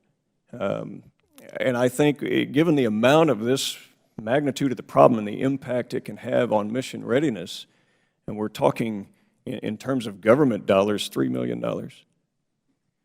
It seems to me like we ought to be able to fix this as quickly as possible. And I'm satisfied with the answers that I've heard today, that I think the people sitting here are certainly dedicated to trying to fix the problem. But we need to know how we can assist in that and break the bureaucracy that has been well made known through the hearings today. The problem is not fixed, but it has been exposed, I think, with some good light. And with that, I've exceeded my time, and I yield back, Mr. Chairman. Thank the gentleman. Now recognize the gentlewoman from Illinois, Ms. Duckworth, for 5 minutes. Thank you, Mr. Chairman. I'd like to ask Captain Dykes, is that how you pronounce it, or either of the 2 spouses, have any of you been deployed? No, Congresswoman. You have not? But Sergeant Haney, you have? 3 times? So what would have been your frame of mind overseas, defending this nation in a combat situation, if your child was not in daycare or you couldn't pay for child care? I know you're not testifying, but I'm going to ask your spouse to perhaps speak to how would you feel as a mom knowing that your husband was in combat and worried about whether or not your daughter was able to be in daycare or whether or not you had money to pay for daycare. Would you want him to have those worries on his mind as he's trying to go out and engage and bring destruction to the enemy? No, Mrs. Congresswoman. Yeah. This is not just a child care issue. This is a military readiness issue. When our troops engage with the enemy, they should not be worried about whether or not their daughter is in daycare or whether or not she's sitting on a corner because she couldn't get in. And I know that, Colonel Haney, you understand this. And Mr. Bedoric, you inherited something that you're trying to fix. But I am ashamed that we have put these families in this situation. And frankly, I am astonished that we're doing this to our military men and women and their families. You know, at the very same time, the Army resisted my bill, the MOM Act, to provide military women with more than 6 weeks of maternity leave. So not only are we telling military women, hey, you got to go back to Afghanistan after 6 weeks, we're also telling them we're not going to provide you with the daycare on base to take care of your children. And then you got to pay out of pocket, and we're not going to reimburse you. This is shameful. We are better than that. We're the most powerful nation on the face of the earth, the most powerful military, the most powerful army on the face of the earth. We can do better. And I hope that you work very closely to fix this issue. I'm deeply concerned about this transition period that's going to end between September of this year and when the contract with GSA ends. What likelihood, and either Colonel Haney or Mr. Bedoric, you can answer, you should both answer this. What is the likelihood that there will be a program administration contract in place by October 1st of 2016? I'm sorry, of when you do the transition, would there be a contract in place, ready to go, so that nobody gets dropped, no child gets left behind, no one falls through the cracks? Ma'am, we're looking at getting a contract established as soon as possible. There will be an overlap between the contractor and GSA, and the contractor will then gradually assume more and more and more of the responsibilities as GSA works exclusively on the backlog. So there is going to be a contract in place. Did I hear correctly that you don't plan on going back and reimbursing the families for the money that they're out of pocket? Ma'am, what would happen is the Army Emergency Relief will give the families loans. No, not loans. Are you going to reimburse them for the money that you were supposed to pay for them, but you screwed up and didn't pay, and now they're out of pocket? Yes, they are paid the proper amount from the day that they applied and should have been paid. So the delay in processing the action will not impact the amount of money they paid. So they'll get their money back? They will. Will they get their money back with interest? I mean, you're asking for a loan from them, right? They're carrying you on their family finances. No, they would not get interest. So basically, you're screwing the soldiers. No? Would you like to give a loan? I know you inherited this, so. My goal is to fix the problem so we don't have, so that everybody is paid on time. Okay, well, they're not being paid on time. Yes. So they're not being paid on time. What are you going to do to fix it, and what are we going to do to make sure that they get their money back with interest? Do I need to ask my fellow members of Congress to hold a bake sale? Do we need to go on the air and bring this to the general public and embarrass the Army? And what do we need to do? Because these fine Americans deserve better, and their kids deserve better. I am appalled. I'm going to stay on this. I'm sure I have friends across the aisle who will work with me on this. In fact, the MOM Act that was supposed to give child care maternity leave to military women up to 12 weeks had over 24 Republican co-sponsors. This is not a partisan issue. This is an issue of doing right by our military. These are men and women who are willing to die for this nation, and yet we exploit them and we exploit their children, and that's not acceptable. Thank you. I yield back. Thank the gentlewoman. Now recognize the gentleman from North Carolina, Mr. Meadows, for 5 minutes. Thank you, Mr. Chairman, and thank you for holding this hearing. I must confess, this was not an issue that I thought we had a problem with until I started reading about this hearing, and then I started talking to some of my staff, and they said not only is it a problem, but it's an unbelievable problem. And so on behalf of the United States, my apologies to the families who have been affected. And truly, we do need to make it right, and with interest. You know, I agree. I mean, they should not be the government's bank. And that's what we've essentially made these fighting men and women's families, the bank for our inefficiency. So I know we're making progress, and a lot has been said about the progress we're making. I want to turn back a little bit. Who made the decision, and why was it such a surprise that we were going to have GSA's improper handling of this? Colonel, do you know who? I mean, because obviously there are two decisions. One is to save money, which this did not do. But there's also the political ramifications. Well, let's take it from the private sector. We'll make it part of this agency. We'll grow the agency. Sometimes those factors play in. So who thought that the GSA could do a better job than the private sector at administering this? Colonel? Sir, I don't have the information on who specifically made the decision. It was in August of 13 before I arrived at Installation Management Command. But I understand the logic of looking at the financial benefit of doing it. And there was, my understanding, no thought of giving GSA unnecessary benefit in growing them. It was the knowledge that GSA was already successfully executing the program and their willingness to Executing a different program with far less people. Of the program, yes, sir. So we knew that they understood. What percentage were they executing effectively? 10 to 15%, sir. Okay. And so the best logistics group in the world, as some would say the Army is some of the best logistics folks in the world, made a logistical decision that affected families, but they were wrong. You know, to put it in another vernacular, it'd be like having a tank out on the battlefield with no gasoline to make it work. Who, was it GSA that messed up, or was it the Army? Sir, it was both of us.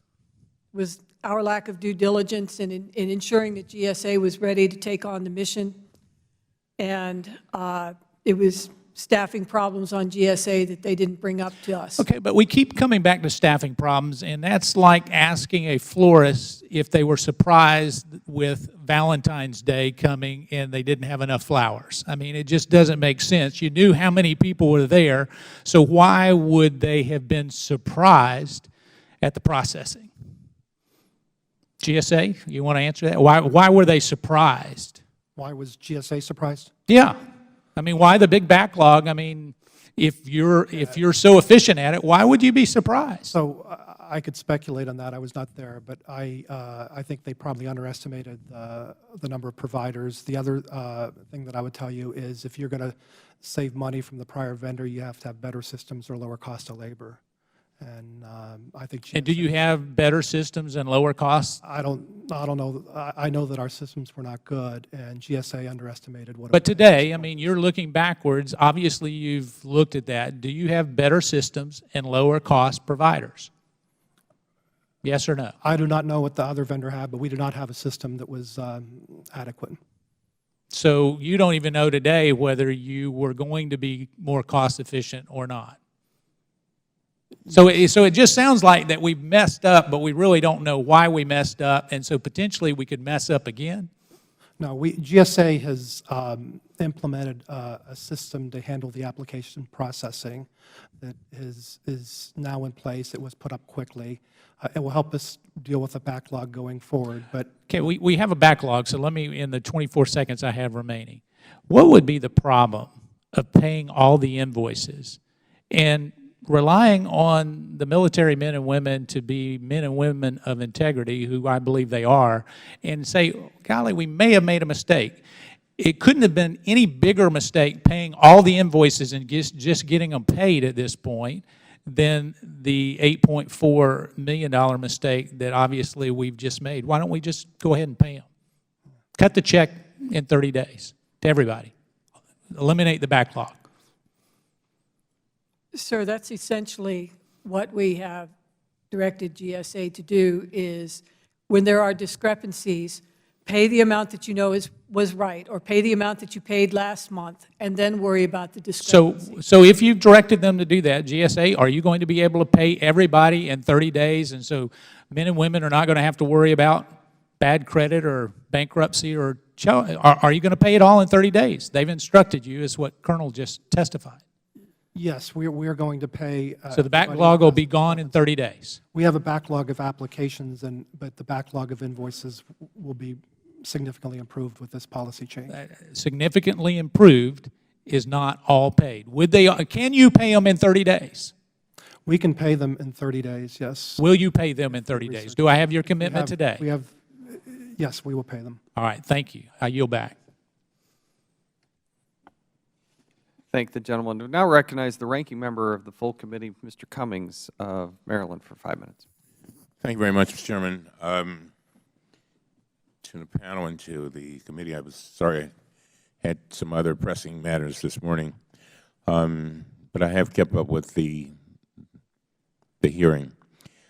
Captain Dykes and Ms. Hensley, I want to thank you both for being here today and for the sacrifice you and your families make for this country. I recently held a forum with women in the military, and the #1 issue that they brought up was child care, and the problem with trying to pursue a career and quite often having to be called into some type of duty, sometimes at short notice, and worrying about their kids. We spent a lot of time today listening to the Army and GSA explain what went wrong with the Child Care Assistance Program, but we can't forget that the program's mismanagement has real-life consequences that our military families suffer. 2 of those families are represented today, and it's important to hear directly from them. Now, Ms. Hensley, let me start with you. Your husband is an Army sergeant, is that right? Yes, Ranking Member Cummings. And in your written statement, you note that you enrolled your daughter in the program on July 14, 2014. But once GSA took over, you had to resubmit your application and materials, and GSA required different materials than what you'd previously submitted. Is that right? Yes, Mr. Ranking, yes. That caused your application resubmission to be delayed. Is that right? Yes. Now, once you resubmitted the application, you waited for well over a month before GSA informed you that it had been received. Is that correct? Yes. In fact, your husband emailed GSA on September 17, 2014, saying, and I quote, "I need to know how much longer this is going to take. I'm barely able to afford my daughter's daycare. I will have to pull her out soon if I do not get answers," end of quote. Approximately how long after that email did it take before you finally received the first child care subsidy payment?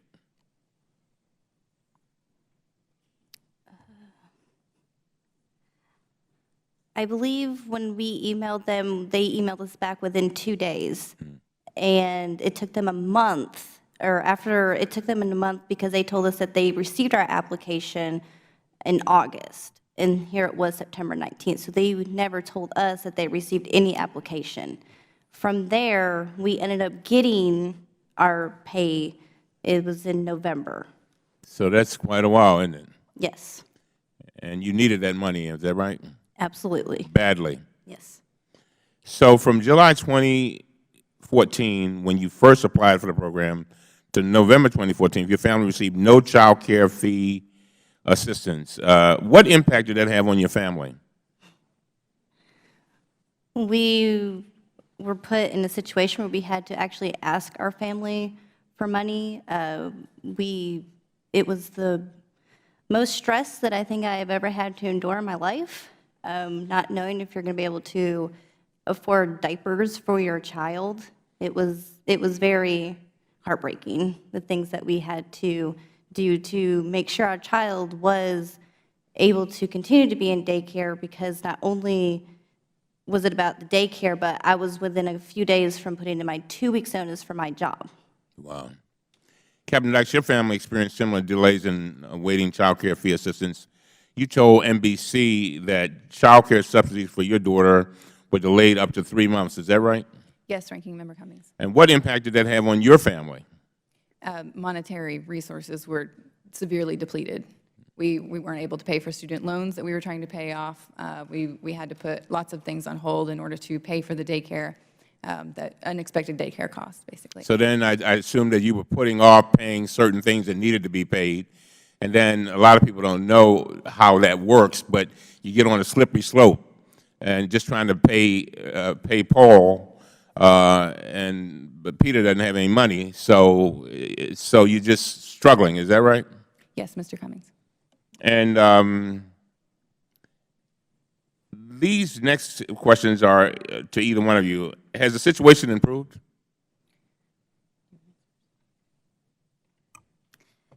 As of November of 2014, we have not had a problem with the GSA.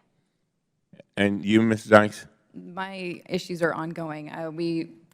Twice we were delayed up to 3 months on payments, and currently we are trying to figure out how the payments are being calculated and why once my daughter turns 2, the GSA receives a significant decrease in the amount that they have to pay, while we retain the exact same amount that we pay, while the Hensley family actually received opposite news, that once their child turned 2, they received a discount.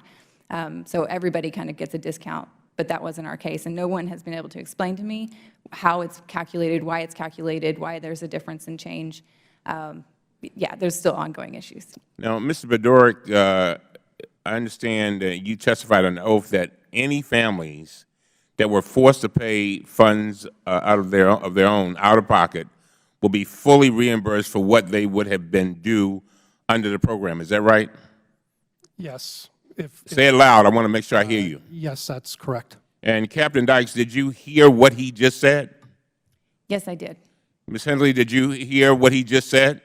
Yes, I did. Okay, I want to come back to us and let us know that this is not happened yet. Is that right, Ms. Dykes?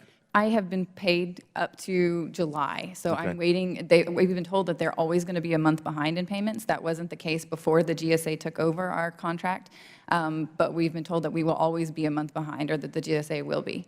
As I close, did you have a comment, Ms. Hensley? Let me be clear that if you fail to get a dime, I want you to let us know, okay? And we will do everything in our power to make sure you get what you deserve, okay? Thank you, Ranking Member Cummings. Thank you. Thank you, Mr. Chairman. Thank you, and we do want to follow up with you. It wasn't for a lack of personnel.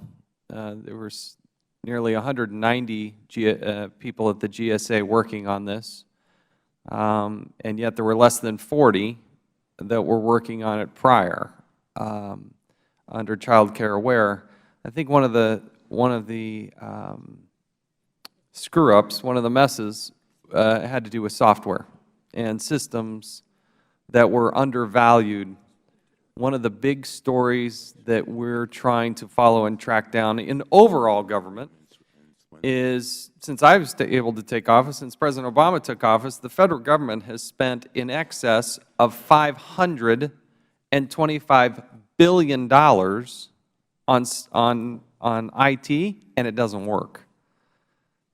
And so even though there are millions of dollars potentially that was thrown in to try to duplicate what Child Care Aware was able to do with their software programs, that was never valued. And so what you find is that GSA was dealing with an Excel spreadsheet and trying to do this by hand, and they could never keep up.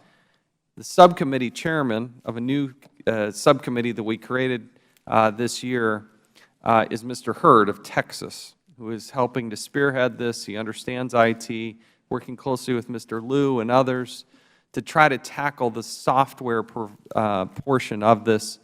But we're now pleased to recognize Mr. Hurd because I think at the heart of the ability to leverage people, dollars, talent was the fact that GSA never had a plan that was adequate to deal with the systems to automate this and to try to go through with thousands of invoices, maybe $300, maybe $1,000 at a time.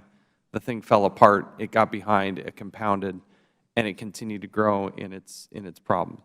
So now pleased to recognize the gentleman from Texas, Mr. Hurd. Thank you, Mr. Chairman. And I want to start off in joining all of my colleagues in thanking you, Ms. Hensley, for showing up here today and shedding light on this problem. You shouldn't have to be here, to be frank. This is something that we should be doing. It should happen. A lot of stuff that we deal with up here in Washington, D.C., I would categorize in it's unfortunate, but being able to fight the bureaucracy for people that need it fought, I think that's like 95% of our job. So thank you for being here today. I wasn't in the military, but I served in the CIA, and I served alongside the men and women in the uniform in rough places like Pakistan and Afghanistan, and I recognize the pressures on families, and sometimes that's forgotten. So thank you for being here today, and I apologize that you actually have to be here today. It appears that the Army and GSA determined that it would not use a software program that may have been more effective than what was ultimately used by the Army and the GSA. And my first question is to you, Mr. Baderick. When did you join? When did you join the? My start date was December 29th, 2014. September 2014. So why did, and you may know the answer, and Colonel Haney, you may know this, why did the Army decide not to use the software provided by the previous program administrator? Anyone? Sir, I'm not sure of the answer. I would like to take that so I can get you an accurate answer to that. Interesting. The committee's also learned from a number of sources that the Army may have invested almost $3 million into software that was used from the previous providers. Are you aware of this? No, sir. $3 million is a lot of money for a software program. I think we could have paid all the child care fees with that $3 million instead of wasting it on some IT system. And how many applications are we actually processing? We are processing about 1,600 a month right now. 1,600 a month. Does that need $3 million to? $3 million, that's not an inordinate large number. We're not talking about a big data problem here. Right. So my question is, so you don't know why the previous software that was obviously working, right? Because we weren't having these problems prior to GSA taking this over. So we have a software system that's supposed to help increase efficiencies that was working, and we decided not to use it. We put $3 million into it, and then now we're going with something else. And what's the plan on how to process these applications in the future? GSA has switched to Salesforce software to process these applications. And is Salesforce, so and how much are we spending on that? We spent $400,000 on that. So do you foresee any future problems with having Salesforce manage 1,600 applications a month? No, Salesforce will enable us to process the applications more efficiently. The prior system did not work effectively. How long does it take to process an application using Salesforce? It depends on whether you have the workers there, but you can process, you have to evaluate the application, but Salesforce says it has limitations. Most of our members' offices are processing thousands of pieces of mail, snail mail, a week, and to say that you can't process 1,600, that you don't have enough people to process 1,600 applications in a month, how many people do you think you need? It's hard to say. We have a huge backlog right now. I would think we would need in the neighborhood of 70 to 80 people. How many? 70. 70 people? I really don't know. I'm guessing. I mean, my focus has been on getting the number of people in place and the tools in place to reduce the backlog. So 70 people, so 1,600 divided by 70 is what? Anybody do quick math? Ted Lieu, you're a smart guy. Yeah. But you also have to process 12,000 payments a month. You have 300 emails coming in a day, 400 phone calls a day today. Obviously, when we get in better That sounds like a situation, those congressional volumes will come office, down. and we have 23 people that staffs that. So please get back to us on why the decision was made not to use the previous software that we invested $3 million, which would have probably paid for all the health care that these men and women of our military could have used to pay for their child care. This is, the federal government spending over $80 billion a year, and 80% of it is on legacy systems. To me, this is outrageous that we're not using tools at our fingertips to make this more efficient. I've exceeded my time, and again, Ms. Hensley, please tell your friends thank you for what they do, and Captain Dykes, thank you for your willingness to appear before us. I know the difficulty that y'all are both in. Many people here that you've got to talk to today understand y'all's plight, and we're here to fight for you. Thank you, and I yield back, Mr. Chairman. Thank the gentleman. I now recognize myself for another round. The GSA has given us such a wide variety of numbers. We asked if there are only 9,000 to 10,000 families in the program, why is the GSA receiving 12,000 invoices a month? Maybe there are a variety of different children, but can you provide us more specificity? Yes, the reason it's more than the 9,000 is there's a separate invoice for each child. Okay, and part of, our office receives roughly 10,000 emails and letters per month. Every one of them gets a response, and we do this with just a handful of people. Captain Dykes, what is the monthly cost, child care cost? $1,200. And for Ms. Hensley, how much? About $1,200. You can see the pressure on families in trying to float this. I still want to have an answer at some point on how we're going to make these people whole. The Army, somewhere between the Army and GSA, there's going to be credit monitoring services that are offered, correct? That's correct. What is the cost of that? That cost is about $200,000. So that $200,000 expenditure for credit monitoring, why are you doing the credit monitoring? We had a PII breach. A what? We had a PII breach, and we offered credit monitoring to all. Without their acronym, what was that? Privacy, the privacy information of the families was. Why did you have a data breach? In our attempt to get contractors set up and able to do work and support the families, we started training them and set up PCs. They should not have seen any personal information for families. It turns out that we had a couple that some of the contractors that did. So you violated your own policy, allowed contractors to see personal identifying information, and some of those contractors had some nefarious backgrounds, correct? Yes, they did not pass the final background clearance. So prior to passing a background test, you went ahead and took these young children, their families, members of our military, and you allowed them access to all their personal information that was submitted, correct? How many families were affected? We believe that they saw the information on about 200 families. And that expanded, though. There was a breach of how many people? How many families? It's larger than 200. Are you talking about the 8,000 in the IG report? Yes. Yes. That was... Because there was a second data breach that you allowed to happen. How many people were involved in that? That was a vulnerability. Yes. When we installed the Salesforce software, there were other GSA employees that used that software that conceivably could have accessed the Army information. We had no evidence that they did. It was not but you couldn't tell. I mean, people can get online and go look at it, right? And that affected how many people? They would have to know the email of the It's not hard to figure out. So, but enough so that you're spending hundreds of thousands of dollars in credit monitoring.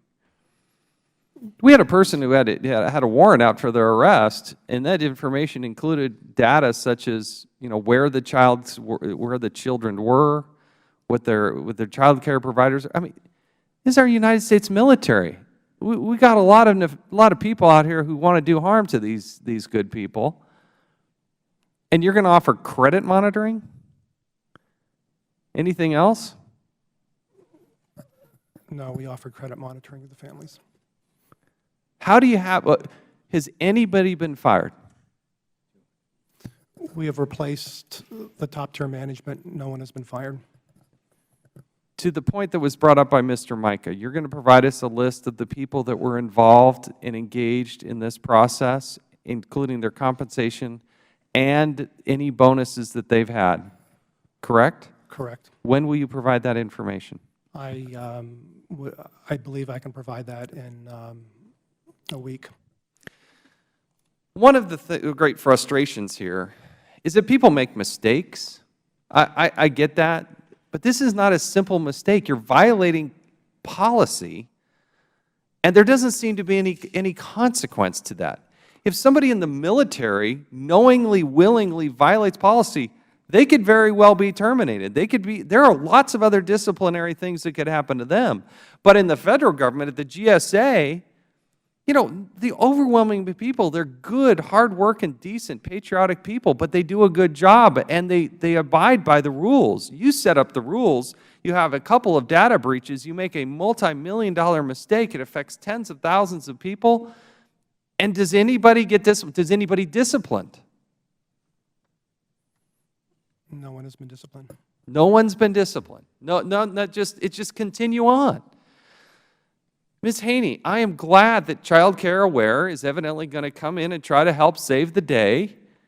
When did you first contact Child Care Aware? Sir, it was this month. It was this week, wasn't it? Yes, sir. It was this week. Now, I'm glad we're having a hearing. I'm glad that that's putting a spark on you. But when you get an IG report and you know that there are people in trouble, that should have provided the spark. And when you got a second IG report saying the problem has doubled, that should have provided the spark.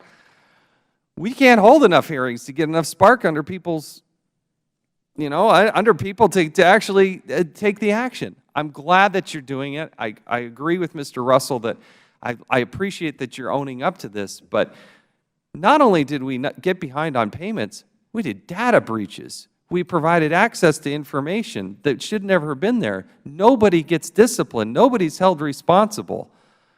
And I think the problem is actually bigger than $8.4 million. Because now we have credit monitoring. It's going to have to go on. You don't just do that for 4 months. That's going to have to go on for years. And the people that get left out of this, Ms. Henley, Captain Dykes, their families, and thousands of others, their credit gets screwed up. How are you going to fix that? It's one thing to have credit monitoring, but if your credit score goes way down, your cost of money and access to capital, your ability to go out and finance a home and go buy furniture or do whatever else you've done, to be able to go out and get cable television, for goodness sake. They're going to look at your credit score and say, you screwed up. I would really challenge you both, please, to come up with something. I don't know if it's a letter. We were talking about this. Is there a letter that you can provide that they can share with creditors to say, this wasn't our fault. It was the United States military's fault. It was the Army's fault. Something like that. I'm struggling with a solution to try to figure out how to help these families because they were put in a precarious position that they should have never been put into. I'm open to ideas and suggestions. I do think we need to look at the software issue. I do want to have a more specified number.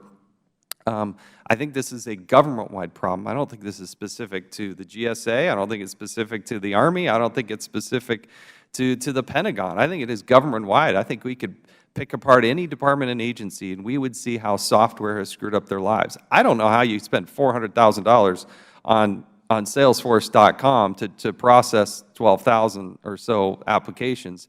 They're a good company, very successful. Maybe I don't understand their pricing schemes, but my goodness, there's got to be a better, smarter way of doing this. Now recognize Mr. Liu for whatever comments he might have. Thank you, Mr. Chair. I want to follow up on this unauthorized access to private information. There were 2 incidents. In the February incident, about 12 families were affected, according to Inspector General. The GSA then implemented new policies to prevent a repeat of the incident, including increased training, document tracking, and eliminating the option for teleworking. Mr. Budorick, is that correct? After the first incident, the GSA put in these new procedures? Yes, that's correct. And then IG reports that 4 months later, 200 GSA employees had access to the sensitive information of 8,000 additional families. So how did the GSA put in all these new training programs and have a far worse problem 4 months later? How did that happen? That was not related to contractors. That was a software change. It was not deemed a breach, but a vulnerability. There were 200 GSA employees that already had a level of clearance that conceivably could have accessed this information. It is very likely that they did not, but they were already working for GSA, had clearance, and they should not have been able to figure out how to access the Army families. We don't believe that any did, but they could have, and that was a fix that we had to do in our software. What is the GSA doing to make sure that this doesn't happen again in the future in terms of unauthorized access to private information? Yeah. Our IT organization has made a mistake. They have procedures in place. They've checked all the things around the Salesforce applications to make sure that there's no other potential problems, and they fixed the problem in less than 24 hours. Are GSA contractors now required to complete initial background investigations before being granted access to their sensitive information of military families? What was your question, sir? Are GSA contractors now required to complete background investigations? Yes, they're required to receive an initial clearance background investigation through OPM. Do you think the GSA has sufficient safeguards now in place to make sure that this doesn't happen again? I can't guarantee that. I know that we do have safeguards in place.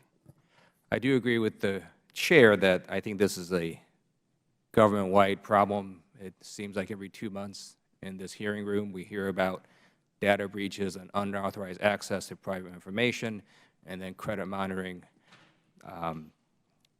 That's just not acceptable, and so I think our federal government as a whole needs to do far better in terms of cybersecurity and making sure unauthorized access doesn't happen. Let me just maybe put sort of out there what I heard under oath today. I heard under oath that the GSA is going to clear the invoice backlog within 30 days and make payment on those invoices. I also heard under oath that the GSA and the Army is going to submit a plan within a week to this committee on how to go forward and make sure this doesn't happen again on a going forward basis. I also heard under oath that the Army and GSA are going to see if anyone should be disciplined for this fiasco. And I also heard under oath that military families who have had to make payments out of pocket will also be fully reimbursed for those payments. I thank you for your testimony under oath and look forward to having this problem fixed. Thank the gentleman. One last thing, Mr. Budorick. Now that it's come to light that there are some 4,000 voicemails that were purposely deleted and that there are an untold number of emails that were deleted, what are you going to do? We have a record of the 4,000 emails. We have looked at all of, 4,000 voicemails, I'm sorry. We have a record of the 4,000 voicemails. We have gone through every one of them. While the voicemails themselves were not kept, we have a separate log that we use to call those back. We have looked at the 4,000, looked at identified how many have already talked to us and had issues resolved, how many were duplicates. There are a little over 2,000 remaining on that list. GSA is going to call back those 2,000 voicemail messages. What about the emails? The emails I need more information on, and I will get that. Ms. Ochoa, can you give us any insight into the deleted emails and deleted voicemails? We have more information on the voicemails than on the emails. What we were told, what we learned through the review, was that between December and June, there had been a backlog that had accumulated of 5,100 voicemails. The content of all of those voicemails, we were told, was deleted. The log that was kept was of the numbers associated with the voicemails. For a time, GSA program staff were calling back some of the numbers on that log, but found that it was taking them over 31 days on average to get through that part of the backlog. And when they got to about 4,000 numbers associated with voicemails left, they decided not to return those calls. It's new information to me today that they've been since now calling some of those numbers. Is that right? Are you actually calling those people No, back? we are going to call those numbers. The 4,000, at the time this happened, we set up a new call center operation. We were able to answer over 90% of the calls versus 30% before. It is new information to the IG, but that was yesterday that we took those numbers, identified them, identified how many had already called back or how many we had talked to, and we now know how many we need to call back, and we will do that. So you have good military families, people like Captain Dykes and Ms. Hensley and their husbands or wives or whoever it is calling and asking for help. Somebody made a decision to say, we're not doing that anymore. Somebody made a decision that we're just going to delete those and erase them and move on. And there's federal law. We believe this falls under the Federal Records Act. One of the answers that I would hope you would have is that you are going to make communication with the archivist as required by federal law to try to recover this information, make note of it. I also think you need to communicate and work with the Inspector General, because federal employees are not allowed to just simply go out and erase federal records. We're dealing with this on a couple different fronts. Are you going to work with the IG on this? Yes, I will work with the IG on that. They'll have full cooperation from the GSA as she and the rest of her staff look at this? Yes, we will cooperate fully with the IG. Thank you. I do appreciate it. Listen, we've got a lot of good men and women who serve this country. They deserve better. I think that's been exemplified here over the last, 2.5 hours through this hearing. We do need an action plan moving forward. We are not only the Oversight Committee, but we're also the Government Reform Committee. So we can highlight and put a spotlight, big, bright, shiny light on things, but then we also want to get to the reform part of it. And I think Mr. Liu and I and others on this panel desperately want to be helpful in that part of the solution. Again, I will say, and I've said many times, we want to find a way to help make these people whole, because the harm that they've had at no cause of their own has not just been, they need ongoing credit protection, but you've harmed their credit scores. You've hurt familial relationships, people who have had to loan money. And in some cases, it's got so desperate, some people have had to actually file bankruptcy because they got so behind, and they just decide to put it on a credit card, and then there's interest charged. And the next thing you know, you're paying 20% on your cash and your cash flow, and they shouldn't be put into that situation. So we need help on that solution as well. We appreciate the spirit, particularly Ms. Haney and Mr. Bordoric, in which you've testified today. It's been a good, candid, I think, discussion, and we appreciate your candor here. To Ms. Ochoa and your staff, you have hundreds of people that work in the Inspector General's office. We thank them for their good, hard work, and they spend sometimes years working on projects, and then we have a hearing. And but we appreciate their good work. You've shed light on something. We do appreciate the good work of Channel 4, the NBC affiliate here in Washington, D.C., because it sparked a lot of action, quite frankly, here in Congress. It sparked action in helping to solve individual problems, and that has been good work, too. And to Ms. Dykes and Ms. Hensley, I hope at some point we get to meet your 2-year-old daughters. We thank you for taking time, all 4 of you, your husbands here, taking time away from work. That has its cost into itself. But the candor and being courageous enough to step forward and shedding light on this problem. I know there are thousands of families who are very grateful that you represented them here today. So, With that, this committee stands adjourned.